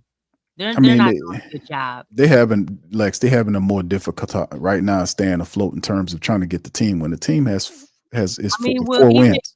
But even when even when How you guys gonna are market that? available, huh? How you Even gonna when market guys that? are available, they're still doing a horrible job marketing. I'm saying, but how you gonna market with people? Because the draw, you got to have a draw. You got to have a draw. You got to have a superstar, or your team has to be balling, like really balling and performing at a high level for people to pay attention to you. Because there's too many options. Big Q, even when they were the number one seed, they were not. You should have been going in on the marketing. Like with that year, you should have been doing that. They have not done that one time. It's the whole thing is with the Pelicans organization is that the whole deal is they need superstar power. They have to have star power. The Pelicans have Zion Williamson. The guy's not out there all the time. Brandon Ingram is the next biggest draw, and it's just a big flipping mess. And they can't win with what they have. Whether it's a mixture of a lot of dysfunctional things, but it's hard even for if you're a guy and they got them that listen to the stream. A lot of the guys, people that work for the Pelicans and Saints organization follow the platform via LinkedIn. And it's a lot of these people that listen, they understand they're in the marketing department, in the graphics department, they're in the sound department. They know a lot of this is true. Now, of course, they can't talk about it because, they work for the folks. But at the end of the day, it's incredibly difficult for you to market to people to go and watch the Pelicans play. Who's going to go down there and watch the Pelicans get throttled and emasculated and knocked around, and they're a 4-win team right now. They're too busy trying to sell a bad product. You can't sell a bad product. Doing the work and putting the money behind getting a good product, or excuse me, not a good, because I'm done with the mediocrity. A great product. Mm-hmm. That's what the problem is. A good product. You should not have to sell. Okay, your product. Your product should speak for itself. Oh, that's what you got to do. You got to win. Winning speaks for itself. That's why, Doc Ock is coming out, BSing and stuff. It's like, dude, nobody wants to hear you talk. Show me. Show us. Where's the show part? Show me. Oh, you are ready, man. Go ahead, Lex. Lex can sing that. Lexxah whipped the piss out that song, man. Okay. Lexxah whipped the piss out that song, man. Even in short stories, okay? I'm gonna go to, in middle school, okay? Even with short stories, English teachers always tell you, show, don't tell. They want you use the quotation marks. Show that the character is talking. Don't tell the reader that the character is talking in the story. Show them by putting those quotations there. He said, "What are you doing there?" You know what I'm saying? In quotation. That's showing. You have to show the product. And they've gotten so they're sunk into just telling everything. Oh, we're trying to do this, we're trying to figure it out. Dog, I'm not trying to hear you trying to figure it out. You had our off season. You had the last season, the last 2 seasons. What are you talking about? You trying to figure it out? You're at a stage. Everything's imploding because you were trying to talk about it and talk through it and sell a bad product to the fan base. That's not a recipe to success. That's a classic fail. People want to see it.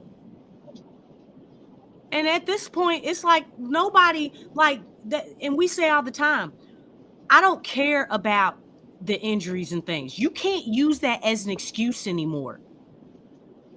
Right now, you have CJ out there, you have DeJounte out there, you have Trey Murphy out there, right?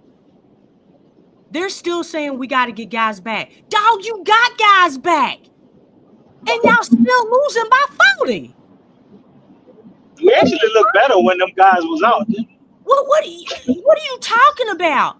It's like you're still be like, we still waiting to get guys back. But you got guys back. You got these guys They gotta back. practice. They gotta practice together, Lex. What are you practicing? They need time. They need time to get up to speed and practice together. No. We had 15 different lineups. That's the most lineups in the NBA this season. You do not, as a professional, you do not forget how to play basketball, though. These dudes are having problems making basic passes. I gotta learn the guys' tendencies, Lex. They standing still, watching the ball fly in the air. 1 Mississippi, 2 Mississippi, 3 Mississippi, 4 Mississippi. They don't get the rebound. They standing there. There's no ball movement, no player movement. There's no identity. I love the telegraph passes. I love those. Nobody's boxing out. But I think the biggest thing is, man, it's a layup line for the opponent team.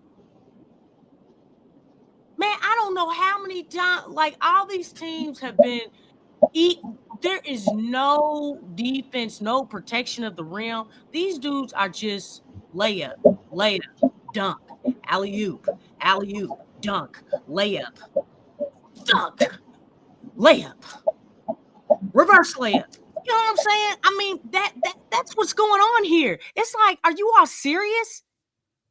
You're that bad where you're just, I mean, it's like, golly, you might as well not even be out there. Like the other team is still in warm-ups. And you all are just out there, y'all the cones. You know how they practice with cones in training sessions and stuff? Mm-hmm. Yeah, they're acting as cones. They just helping the other team work on they lay up and work on their bag. I don't know about that, Lex. I think the cones are smarter. But the issue with the Pelicans moving forward is man, on the horizon, to be honest with you. And I can understand with players like with Zion and BI with representation, doing anything. I could see BI looking for the options. Zion not happy with his contract. It's still these really weird situations around why these guys are hurt, like especially Zion Williamson, who they're trying to hold out for two odd months because of hamstring soreness that obviously looks like it's not there. So what's Jose's situation? Jose's supposed to be coming back. What is it? Later on, I think it's January, late December, early January, somewhere around there. I want to say, but I mean, I don't even care about it. I mean, we have enough players because we have some of these guys. We got most of these guys back. We got our starting point guard. We got one of our shooters in CJ McCollum, a veteran. We got Trey Murphy there. The Pelicans had developed Yees and Brandon Boston, and they got Elfrid Payton, and then they got JRE. And what I'm saying is they got more than enough to at least stay competitive to win some of these games. It's just that Willie, the big problem is not so much injuries. See, people starting to realize that injuries is not the issue. It's what you do with the resources that you have. And that's on the guy on the screen. He's not going to survive, man. He's not going to survive this year if they keep in. Listen, like I said before, the December schedule is brutal. This December is going to be one to remember for Willie Green because it is not kind. In the next 3 games, they got a tough Atlanta team that's on a 3-game winning streak, playing with a lot of confidence. That's on the back-to-back, and then next week, 2 home games against the Suns and Thunder. Oh, so you lose those games, that puts you at 20 losses. You'll be 4-20. Then we're not talking about all the rest of the games we'll that they have. The next 5 games will probably be 4-25.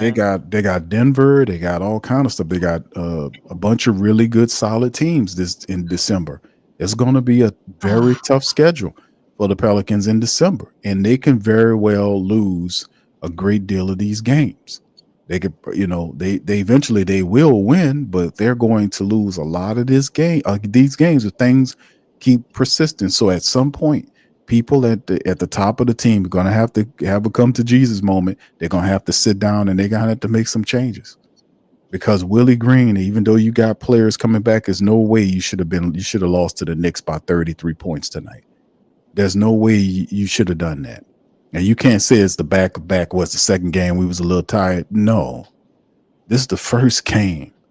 So I mean, whatever excuses they want to roll out, they can't do it anymore. The Pelicans and the Saints are experiencing the same thing. It's not a coincidence. I've been saying this. They are shitty led. These are antiquated, old, lost identity as franchises. I've been saying it. Mickey Loomis is a moron and an idiot. He doesn't need to be the general manager. He's been sitting up there for 20 years. He's a moron. He doesn't need to be running. I've been calling him out. I've been exposing him. I said David Griffin, I exposed him. He's a con man. Don't listen to him. Fire him. And if you don't know, go hire an agency and tell them what you want and go and find the player. Go find the owner, a good executive, or have a boardroom style system, which I'm more in preference of.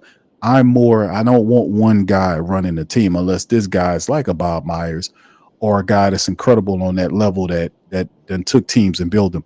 If we can't get guys like that with that resume, I would rather build a team of people to have at the top to make these decisions than not have it to this one dude who's ego tripping. They don't even know that guy's a flipping narcissist. That guy's a narcissist and he's a control freak weirdo. And they don't even realize it. So at some point, if you're Gail did fire Dennis Allen. You can't Willie Green is not going to survive. You can't keep losing all of these games. And it's the way they're losing. They're getting blown with it. They're not going to fire him. Not right away. Because he's the ringleader. I'm telling you how it's going to go, Lex. Three coaches in your regime, dog. It's going to be 4 and 6 years when Willie Green gets fired. It's going to be 4 coaches in 6 years. As long as they keep this dude around and however long, because apparently all this stuff is happening. Like, this is bad. Yeah, but this is bad. But it is bad. But they're not going to bad enough. Now, Lex, listen. I'm telling you how they're going to go. They're not going to fire Griffin and Willie Green. They're not going to do that because who you asking to fire him? Is Gail going to get sense and fire him?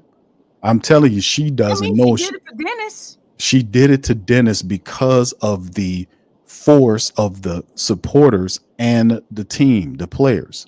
Dang, Dennis Allen. Dennis. Pelicans like now listen, Dennis Allen. Dennis Allen violated core principles in football. He was backstabby. He was a snake. He did grimy, underhanded, off-cold bullshit, and players disliked him strongly. Me personally, I went after him. I promoted people. I called the organization. I sent emails to him. I railed against these people. It took a lot of energy. It took a culmination of years for me to break down and get the full support of the Who Dat Nation behind me to run this dude out of here. We all worked together to push this guy out of here. It is because he was just unlikable at many levels. So the players railed with him. They got rid of him, but they're not going to fire both of them people at the same time. I'll be really surprised if they did that. But the octopus knows it. That's why I said that he set up Willie Green to take the fall next. And Willie Green ain't nothing but a chump. He's just a chump. He's not going to go out there in the media and say, hey, listen, man, the reason why we need to get Zion, or he knows his job's on the line, and then use the public pulpit to pressure Griffin into taking the rings off or the chains off of Zion so he can play. He's not going to do that. This idiot's going to walk right up to the guillotine and willfully put his goddamn head up on it, and Griffin going to pull the thing. This guy's a moron, man. That's why he hired him. This guy is emasculated already. And I like Willie Green, but I got to keep it real, man. Ain't no real man going to sit up here and watch, or real person, period, who's a winner, is going to sit up here and watch his team fall through the floor like this and sit up here and walk to each podium and say the same shit over and over again and pretend to be sad 2 games again. He ain't going to do it. I told you, man. Y'all think everything he does is fake. Even when, like, again, y'all think I'm playing with this dude.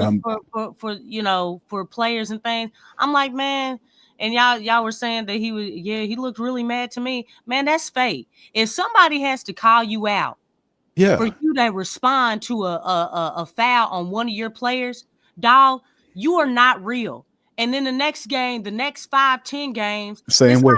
He defaults. You're still dealing with bad fouls, hard fouls. But you're not saying anything. You like, oh, you got to play through them. DC did he not tell both of you guys and the entire Pelican world when people were saying Willie Green needs to get mad and get attacked, this type of stuff, because the players and Zion was getting knocked on his ass last year. Willie Green needs to speak up. What did Willie Green come to the press conference and say? That he's not going to no, not that. He's going to keep his money in his pocket. That's what he said. Oh, yeah. He did say that. And he's not even invested in being a coach. Go on, DC. I don't think he was fake mad the other game. You gotta remember. DeJounte got on his ass. DeJounte came back and he got a whiff of DeJounte. Got a whiff of. He was mad for real because DeJounte called his ass out. Yeah, all this proud, happy shit. No, man, we losing. Ain't nothing to be proud about. What the fuck are you talking about? That conversation probably went something like that in the locker room in front of everybody. That happened on tonight? Hell no. I'm just saying that happened the other game, and look at what's happening now. Like, I'm pretty sure DeJounte went off on Willie Green in front of everybody, and there were no consequences for that. So it's like everybody see you, you're like, man, well, shit, DeJounte, what we doing? DeJounte ain't been back enough to figure it out or kind of lead the charge, but I think those guys probably believe more in DeJounte than Willie Green, and he just got here. DeJounte knows what a head coach look like, though, and that's the whole point. Right. I knew. If you Willie Green, you got to shift focus. Like, if he done lost the team, let's just call it what it is. He's lost the team. These double-digit losses that we talked about early in the broadcast, all these double-digit losses. DC dropped a little unfun fact about the Pelican. Pelican unfun fact is that out of all of the 17 losses, 2 of the losses were what? Less than 11 points? Less than 11 points. 2. But that's what I'm saying. It's like the man had lost the team. He's lost the team. That's why they responded. That's why they, at least at some point, usually several games ago, they were given an effort. They would just be dumb at the end of the game. They wouldn't close it. It's a difference.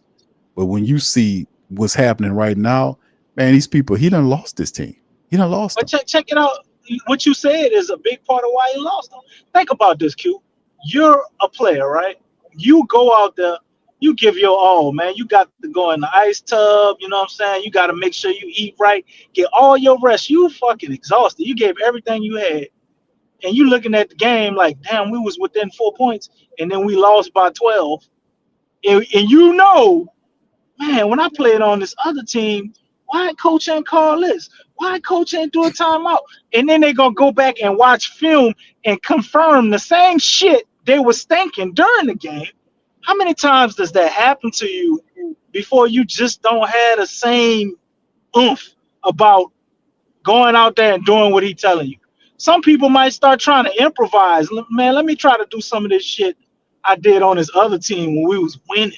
You know, it don't look good to us, but we don't know what's going on in their mind when they're running some of these sets or these plays.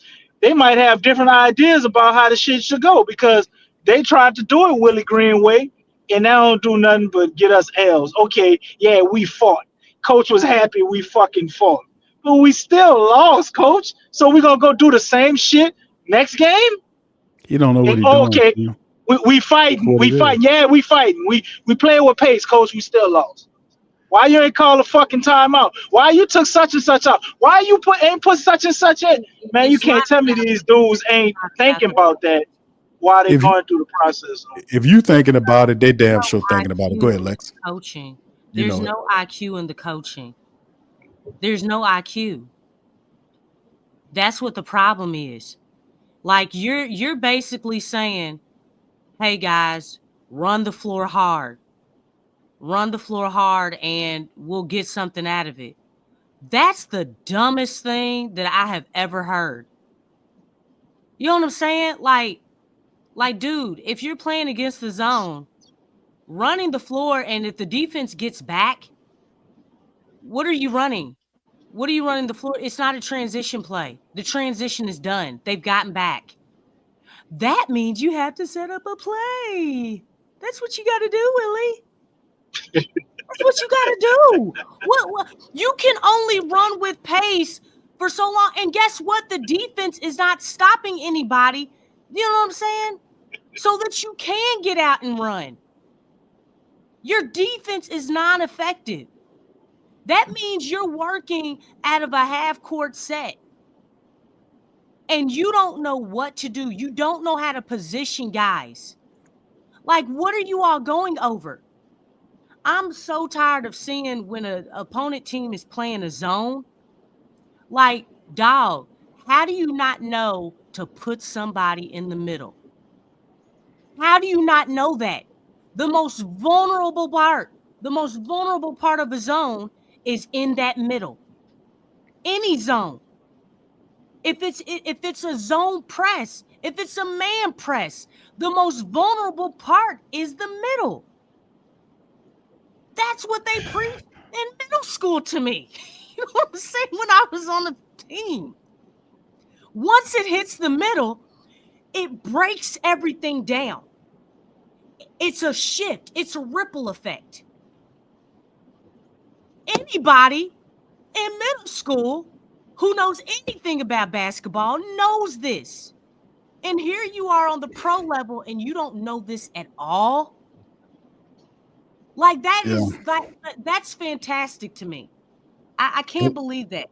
But it's about positioning your players for success. You have to position guys and then you have to have plays.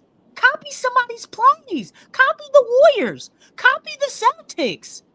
They're showing it to you because they're running it against you, and it's successful against you. Take the plays from other players. Like, there's no reason. Lex, he's a deacon. He don't want to steal. Here's DeJounte Murray. So we can hear what he got to say. You know, just playing together. Oh my God! Trying to figure it out. You know. So mad at you. You know, but at the end of the day, confidence. Yeah, you got to be confident. You're in the NBA. If you ain't confident about that, then I don't know what to tell you. So, you know, hopefully guys get their confidence. Can you rewind I know that, myself. please? And DeJounte found a reason to shit on everything Willie said. The confidence level is right now overall. I mean, losing ain't good. Losing ain't easy. I think you take it as a lesson, you know, where you can get better. You know, when you lose basketball games, there's always one the next day or the day after, which is tomorrow. We play tomorrow, but you know, it comes down to, you know, just being tough, having that identity of being a tough team, willing to guard, helping your brother, and, you know, just playing together, trying to figure it out, you know. But at the end of the day, confidence, yeah, you got to be confident. You're in the NBA. If you ain't confident about that, then I don't know what to tell you. So, you know, hopefully guys get their confidence. DeJounte found his confidence. I'm always just trying to preach defense as an individual to myself and then to my teammates. I'm never worried about making or missing shots because I know, you know, basketball is a rhythm game. It's a make or miss game. You're going to make shots, miss shots. But when you do the other things, you know, get stops, play defense, you know, don't let dudes do whatever they want. I think the last how many games teams just been able to try when everybody get second chance points, getting open threes, you know. So layup line. Come down to it being tough. What did you just say in that first half? You know, 28 points, the shots just weren't falling. What were some of the issues that prevented y'all from just finding the flow? Well, I mean, same thing you see. We had first quarter. At one point it was 4-28. I think we got some great looks, just missed shots, and you know, I think part about what Willie said, you know, some guys, I said me, I'm a confident person, so I'm not putting my head down off a missed shot.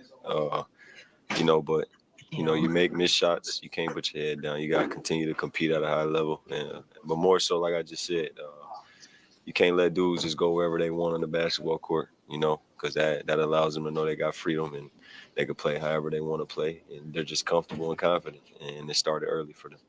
And like the past couple games, there have been times where things just kind of got stagnant on offense. Where you seeing this kind of preventing y'all from kind of doing some of the things y'all want to do? Execution, you know, starting myself, be a lot better, obviously. You know what I mean? I don't want no excuses.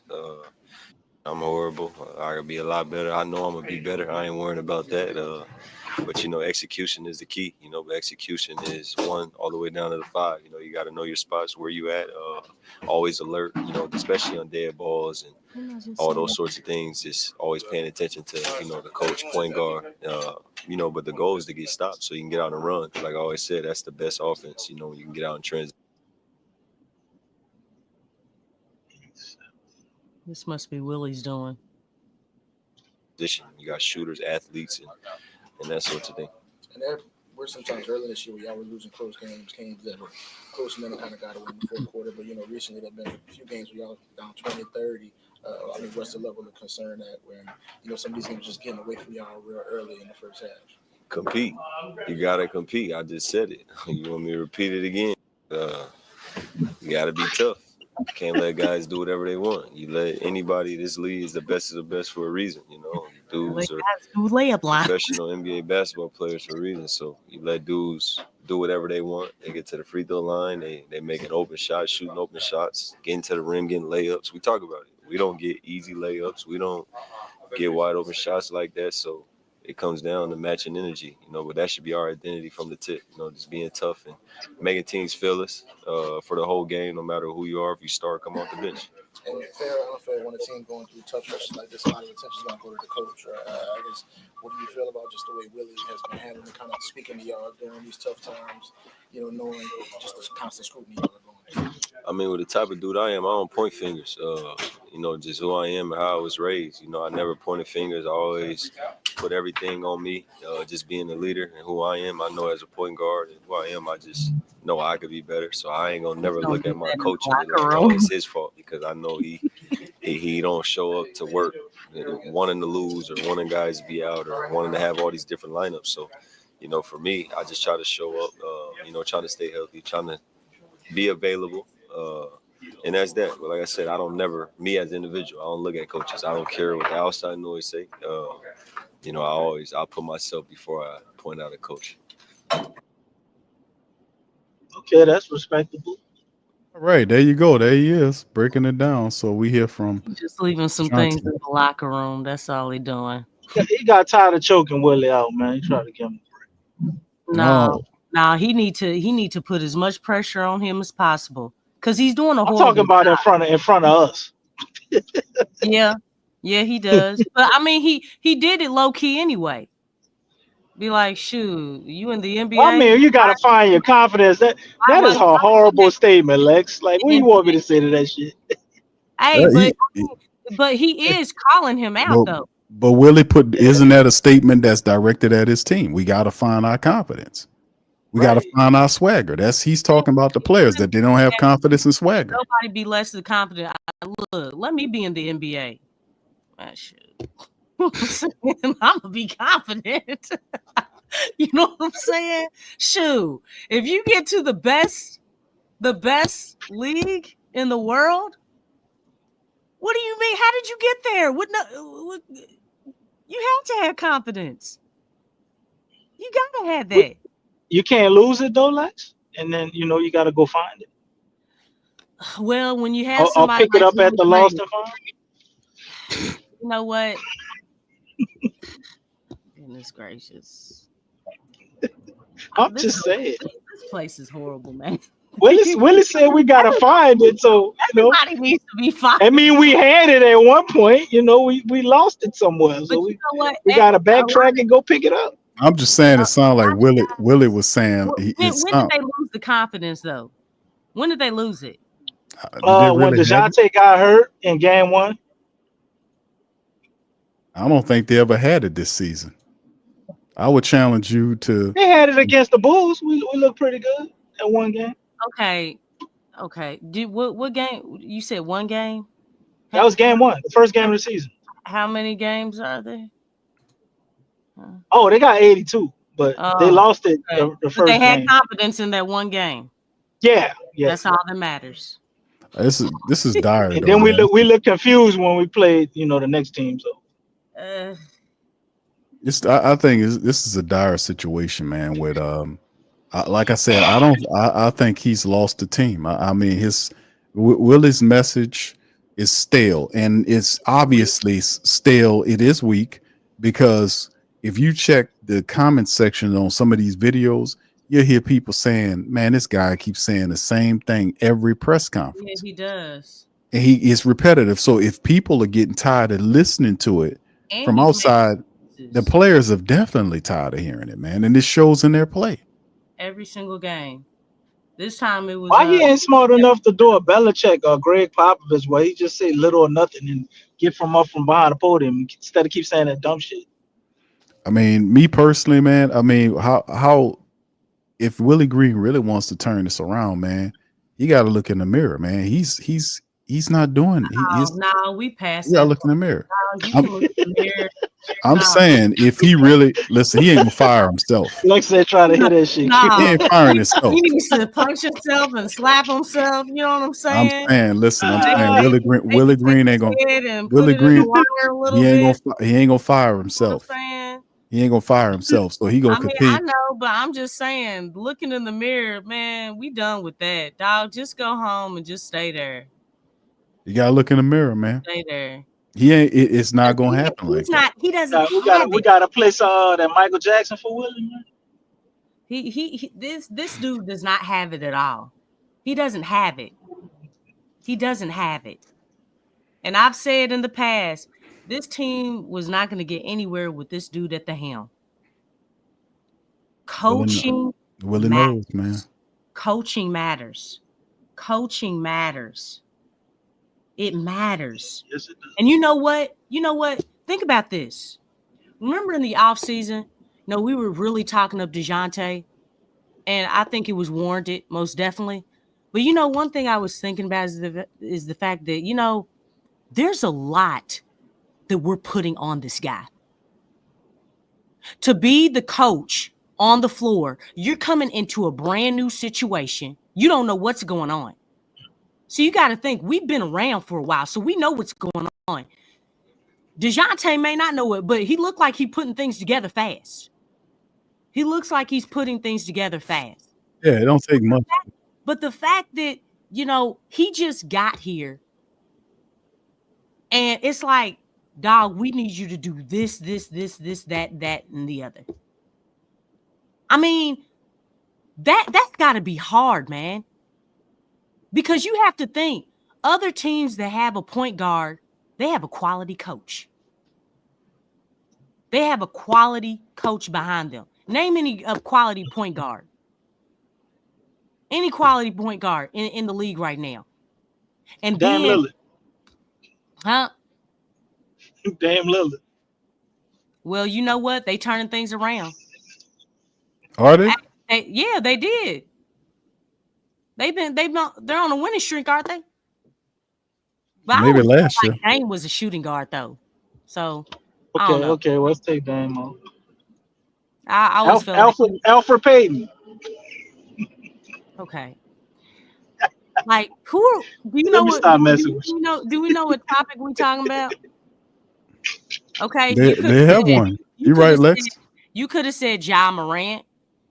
The people don't won 6 in a row, man. I forget the guy with the Spurs name. I know he's covering for Pop, but hey, anybody who's working under Pop or working next to Pop, they quality. Yeah, they quality. So the Bucks won 6 in a row. Yeah, the Bucks have been winning though. I've been keeping up with them. They're over 500, 10-9. You know what I'm saying? If you look at any quality point guard, look at their coach. Look at their coach. Like, coaching really does matter, and we can't disregard that. And I know we've been talking about it, but golly, man. I mean, yeah, Garland. Oh my gosh, how could I forget about Cleveland? Goodness gracious. I mean, we don't even need to say any more about that. And he just got there. This is his first year. That man got 18 wins. Yeah. And that dude has moved up to top 10. You see, that was another one of the guys we talked about. Yeah. In the coaching rankings. But that's a lot to put on DeJounte, man. That's a lot to put on him. That's like, dog, like I need you to like do your job. Like I'm doing my job on the court, but I need you to do your job. And I can't even rely on you doing your job because I have to do it. That's a hard task to do. That's not easy. But that's what all offseason, that's what a lot of the fan base were saying. I mean, is that fair? And then you going against Luka Doncic and who's they coach? He was Jason a point Kidd. guard. Jason Kidd. That was another. I mean, That was another guy we was what? throwing at him. Look at those minds, man. Look at Kenny those Atkinson, powerhouse minds. You see Jason what I'm Kidd. saying? So Yeah, Lex, we got you. man, you have a problem with a Look, you know how defensive they say shooting guard coaching your team? two heads are better than one. Okay, look, two head coaches. You got a head coach on the floor, a head coach on the sidelines. That's better than just having one on the floor, right? It's the same thing, man. Everybody that we're facing is basically it's like a double-headed monster. That's what the Pelicans are going up against. That's what DeJounte's going up against. Because you have an incompetent head coach in Willie Green. You just have one guy compared to you got one head coach on the floor compared to working going up against two masterminds, two head coaches, one on the floor and one on the sidelines on the opponent team every single night. That's a unique situation. But see, they was trying to do that Got a with. head coach on the floor and not one on the But sideline. see, that Yeah. was the lame logic. The lame logic of David Griffin was to see if he can give Willie Green a compliment on the floor to translate his system. No, But the he has problem nothing to is, offer. I'm saying I get you and I agree with what you're saying is, but that was the thing was for him to have that which he didn't have, which he needed a floor general to run his Borrego offense. right next to him and don't use him. No, he listens to Man. Borrego. The issue is with Willie Green Do is he? that he's not. No, he doesn't. Listen, I'm just saying he needs to get the out of the way and let Borrego run the offense because he can't do it. He His needs defense, to move all together. Get out the building. he's not going Don't come back to the bench. he's not going to fire himself. That's a dream that he wanted to be a coach. He done lived it. Gail, where He you done at? lived it. He done lived it. That's good enough. He'll go back Get and rid of go. Griff. He'll go back to Get the rid of Golden David State. Green. Get He'll rid go. of David Green. When they fire him, he'll go take an assistant job and he'll take his ass back up there with Golden State. But the bottom line is, at the end of the day, he ain't gonna fire himself. So I mean, the thing is, David, who got to fire him? There's only two people that's gonna fire him. It won't be Dennis Lausch. Lausch is an idiot.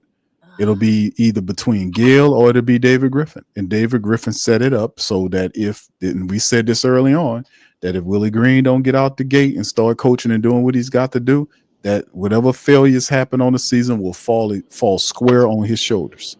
And now he's Willie doesn't. Does Willie do anything to fight back? Willie doesn't do anything to fight back. Willie just gonna take the L. He got this far and it's pretty much what it is.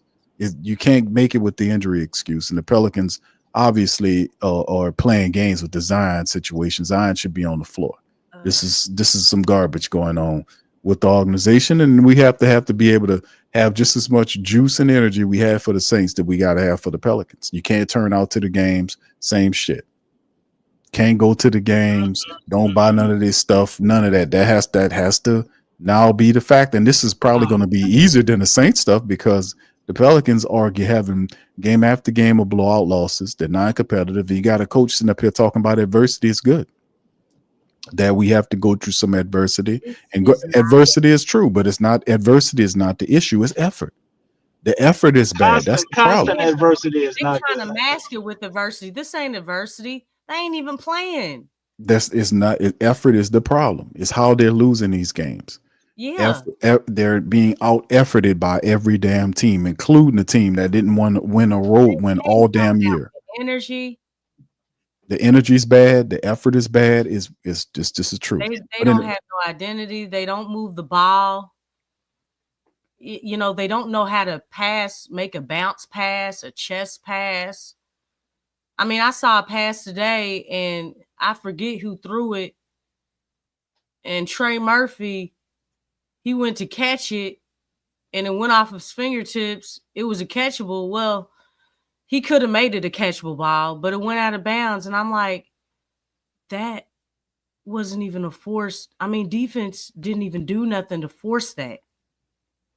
Now that's what I'm saying. These guys disconnected, man. What? They're disconnected. But listen, Lex, let's get ready to close down the stream. Let me get your closing thoughts on the Pelicans, and then we'll get DC, and then we'll get ready to close out. I mean, just 4-18 incoming. Say it with joy, Lex. What?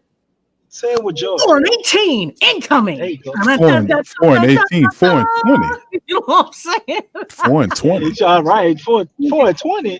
I mean, 22, 25. One game at a time, guys. I'm just going One 3 game games at a out. time. I'm going One 3 game games at a out. time. The next 3 games, I don't see them. I mean, in Because that case, the effort's we bad, could man. play 4-25. Yeah, I mean, I thought we could win against Toronto. Once they lost against Toronto, if they keep Willie Green, I think they could win 10 more straight. he done lost. Lose 10 more straight. Right. He done. This guy done lost the team, man. Yeah. He done lost the You know team, what? man. I just think it's crazy because, other guys, like, I look at Frank Vogel. No, they fired him. Didn't he have a winning record too? Yep. Yeah. So like did what's the guy from Cleveland? Griffin had a winning Bickerstaff. record. He was fired. They fired Bickerstaff too. Yeah. He's doing good over there in Detroit. Bickerstaff. Yeah, but so how is it that he is not gone yet? You know what I'm saying? Like, David Griffin. Everybody else has no chill. They trying to do things. This dude should have been fired way before all them dudes. David Griffin. Keeping hold to him, that'll be 4 coaches in 6 years. Yeah, he's tied in with them. Exactly. That'll put him on. Remember, he did the secret extension too. Don't forget the secret extensions that he gave himself and Trajan Langdon, as well as Willie Griffin. Details of those extensions either. I played some.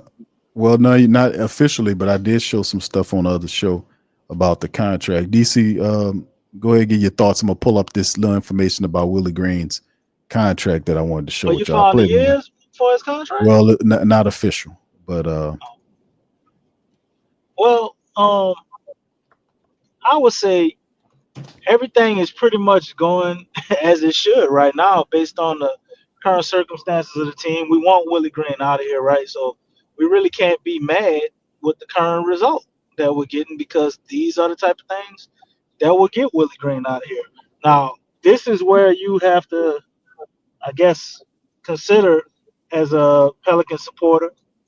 I don't know why I say fan, we ain't goddamn fanatics, tell the truth, but you would have to consider, do you really want the Pels to win this year?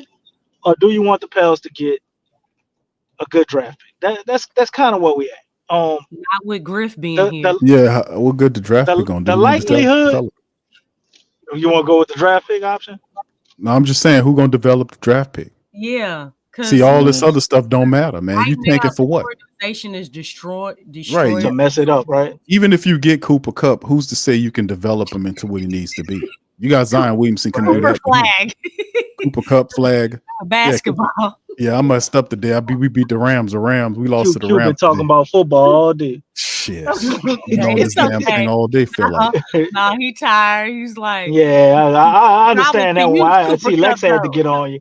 I was gonna let it slide, bro. And I get it. Well, DC, piece of Pelicans could probably use Cooper Kupp. All right, right. Probably could bring some hope for that goof asses. Yeah, for sure. Yeah, we need to consider, like, what do we want as supporters? Because I think we have the power, especially at this point. Look at this dude in the thumbnail right there. Do he look like he can command or change anything? Yeah. At this point, mopping the floor. What can he change? Mopping the floor. Willie look like the kind put him on lost and found duty to keep looking for that goddamn confidence. That's what I do. Willie looks like the kind of guy that'll mop the floor with a sour mop. He probably said that because he's lost his confidence. Exactly. He aimed that at the team. No, but listen. Remember when he had that fight speech? he said when he came back to talk about that, he said that he was really saying that for himself. When they were losing against the Clippers, and they asked him about that, his whole speech to the team. He was like, "Man, I didn't know what to say.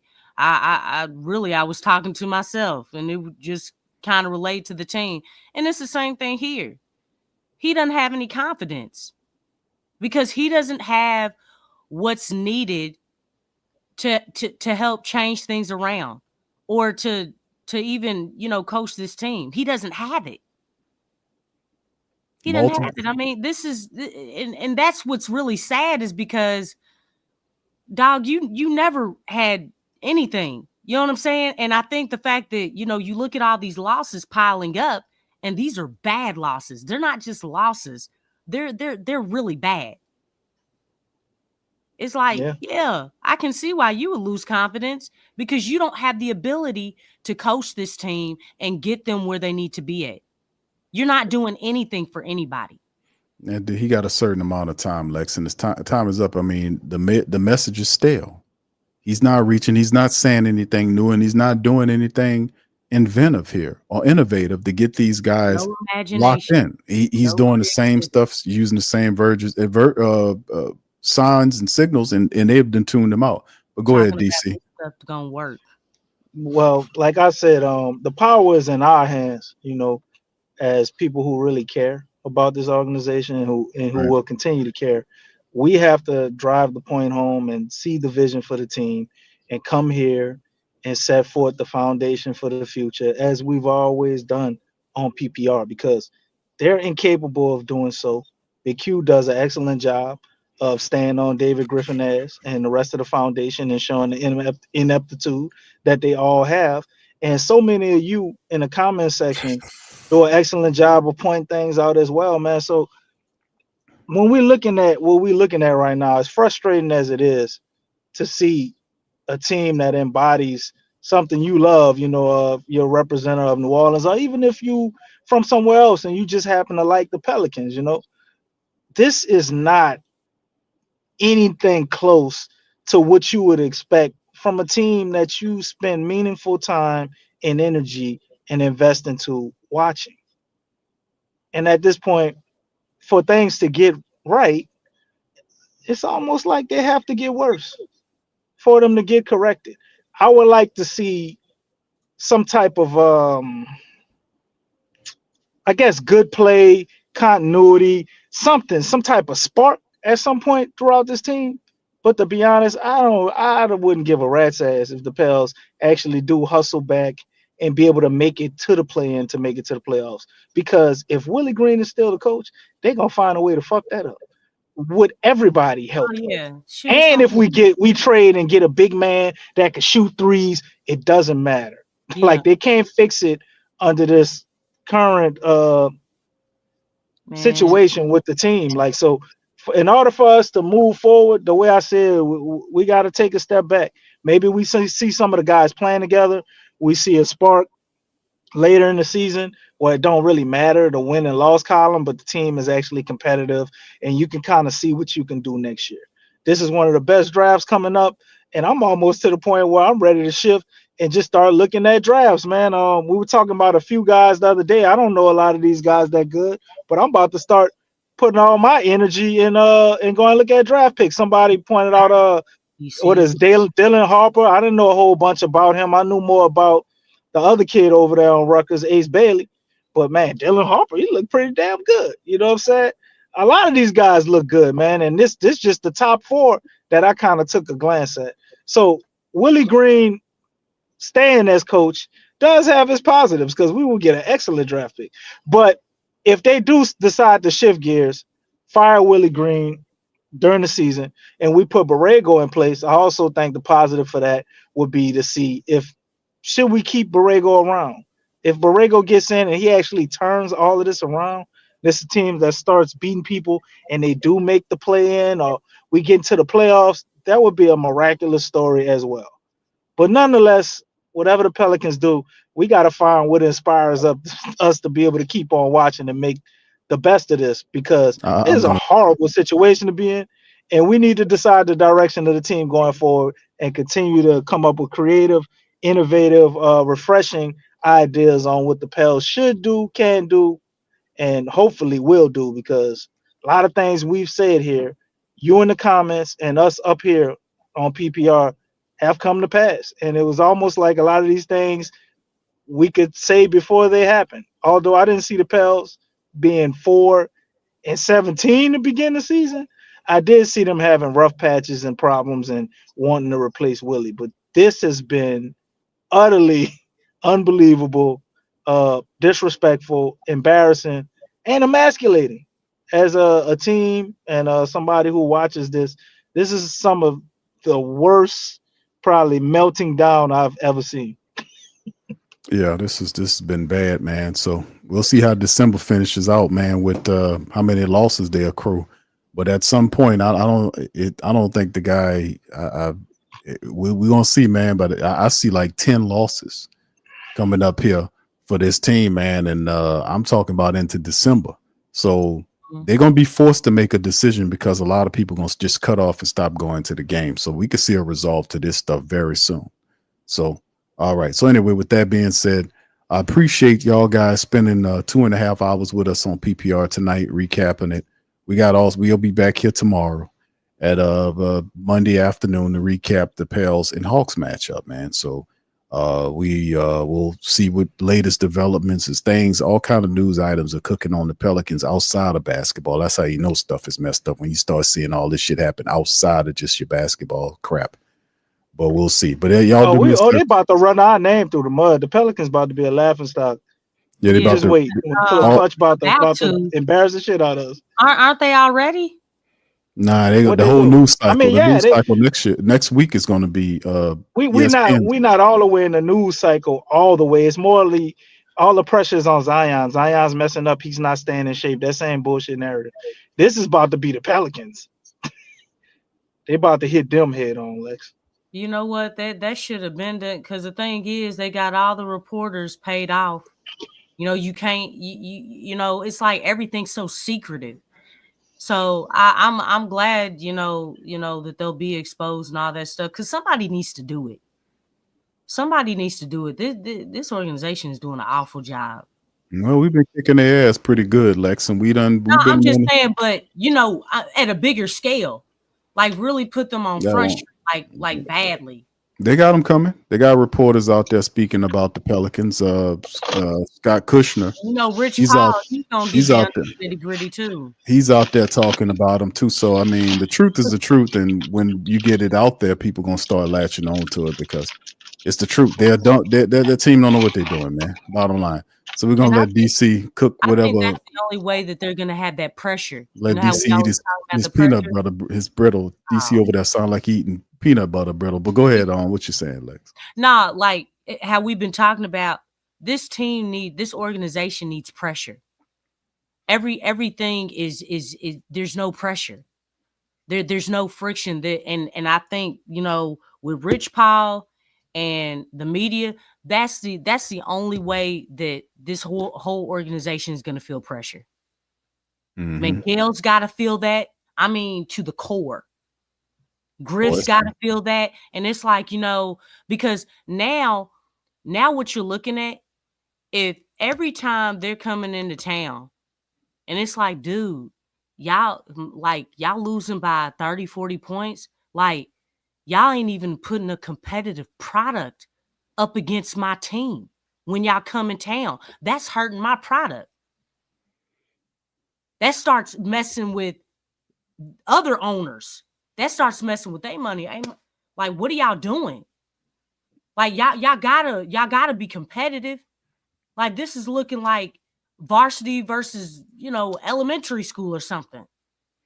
It's this the way you get them to change is just let them free fall, just like what's happening. This is what it was called for. The stresses of the season. You got to break out your coaching bag. You can't sit up here and claim all this other nonsense. You got to coach, and if you got the skills, you win. If you don't, you lose. You get fired. That's how it's supposed to go. And divine justice is running its course for Willie Green. He had to step up in his 4th season. There's no excuse for poor coaching. This is his 4th NBA season at being a head coach in the NFL and the NBA, excuse me. And the man is just not. He's not there. His team doesn't have an identity. His defense is suffering. They communicate poorly. They're getting out efforted. The team is tuned them out. They've completely tuned him out, and you see these horrible losses, and they will continue until he's fired. So he's definitely out of here. You cannot survive this level of bad play. And then, of course, the people will stop going to the games, and that's when the ownership of the team will then say it's time to do something about it. It's the same thing. They don't move until the money stops. The money is driven by the support base, not fans. I'm not talking about fans, because a lot of these people, a fan is a term that I really rail against, because it implies that you're a fanatic. A fanatic usually means you're devoid of an intellectual process, meaning that you can't, whatever they tell you to do, you're going to do. Go buy this shirt, you're going to run out there and do it. Come get these tickets and support this team, whether they stink or not. That makes you a diehard. Go down there and buy the tickets. Yeah, and then people will take pride in the fact. No, that's what a fanatic is. A fanatic don't have a brain. They don't. That's how they look at you. That's why they call you. They don't call you. I say supporters. I say family base. I put a stake on it, because you got to watch what words you attach to yourself. You know, because that's what happens. You're not a zealot. You are not zealots or fanatics. Y'all are team supporters. That's where you support the team. But you're smart in your support. You don't give support to a failing, losing ass team that is purposely doing things that they're not supposed to be doing. And if they got funky dogs in the team that need to be aired out, these people need to be fired so we can correct this ship here. Me, I have not given up on the season, because I know that the pressure of losing forces people's hands faster than what they want them to be forced. So that's why I'm saying, when I'm looking at this December schedule, and I'm looking at least 10 losses, there is no way he will survive this December, because you won't have nobody in there but a handful of people.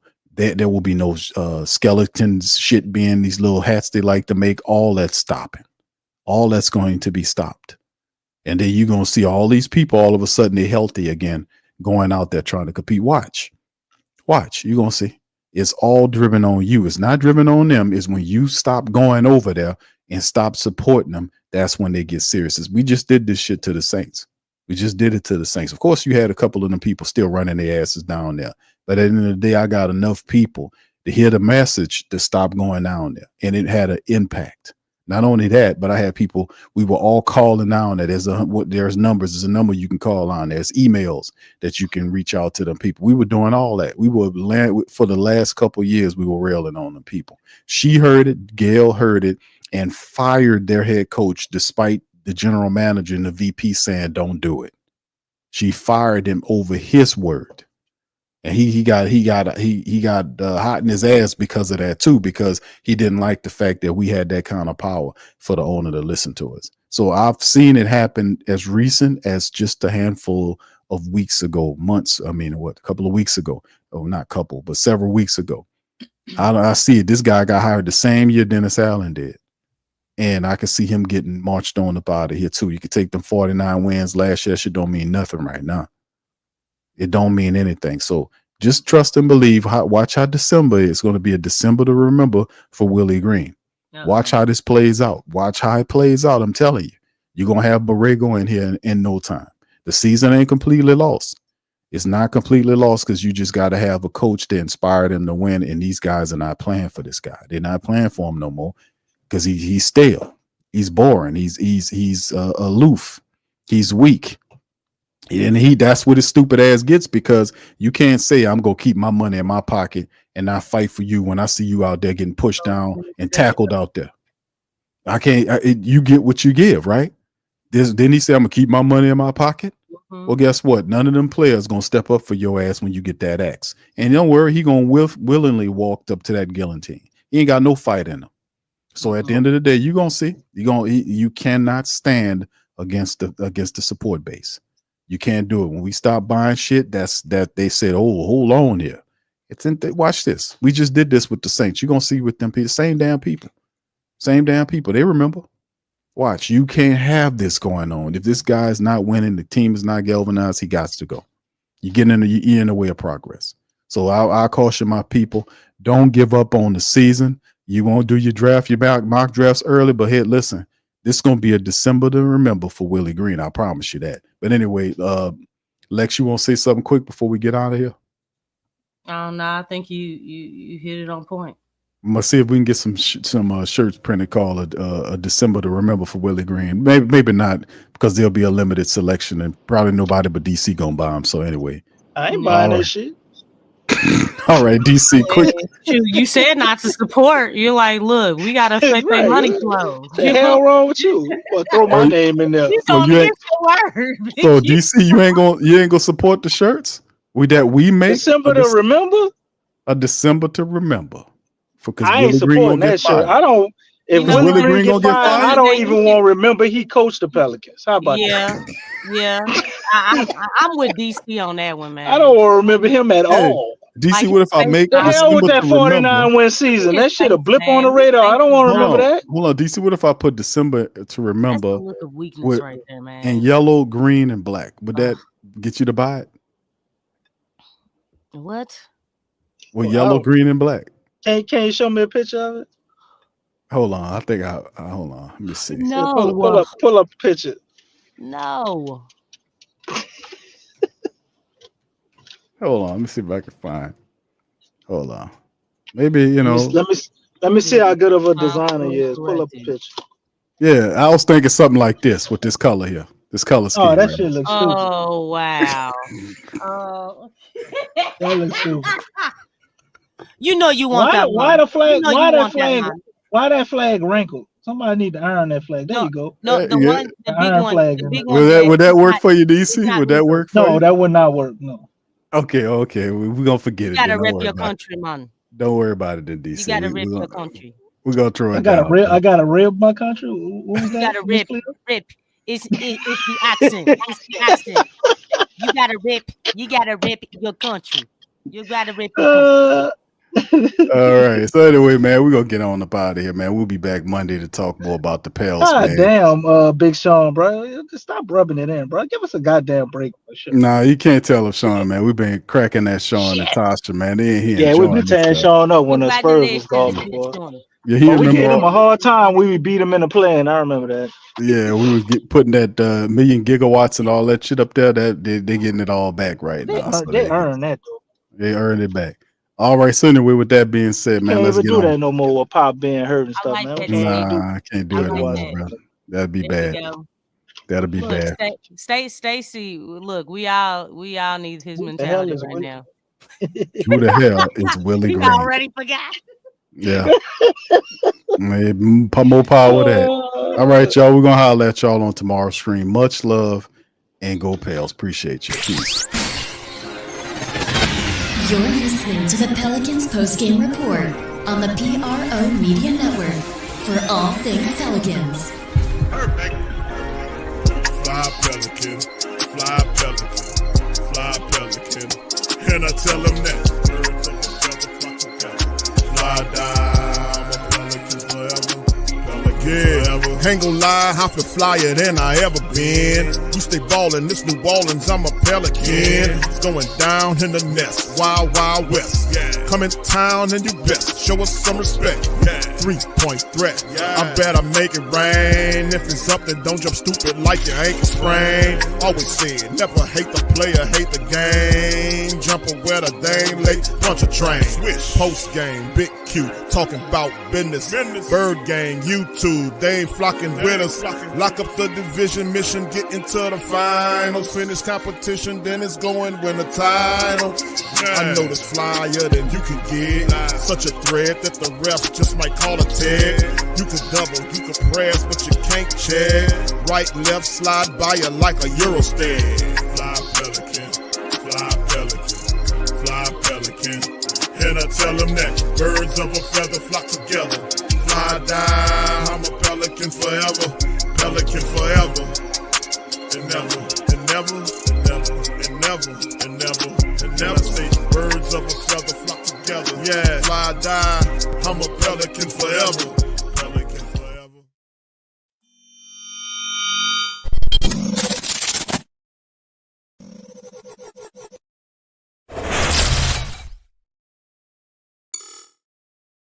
TheWhoThatDaily.com. That's right, TheWhoThatDaily.com. Your one-stop shop for everything New Orleans Saints, New Orleans Pelicans, LSU Tigers, even the top flight boxing news. So if you're a Who That and you're looking for a place to stay up on your team, TheWhoThatDaily.com is your site. TheWhoThatDaily.com for the sport Who That in all of us.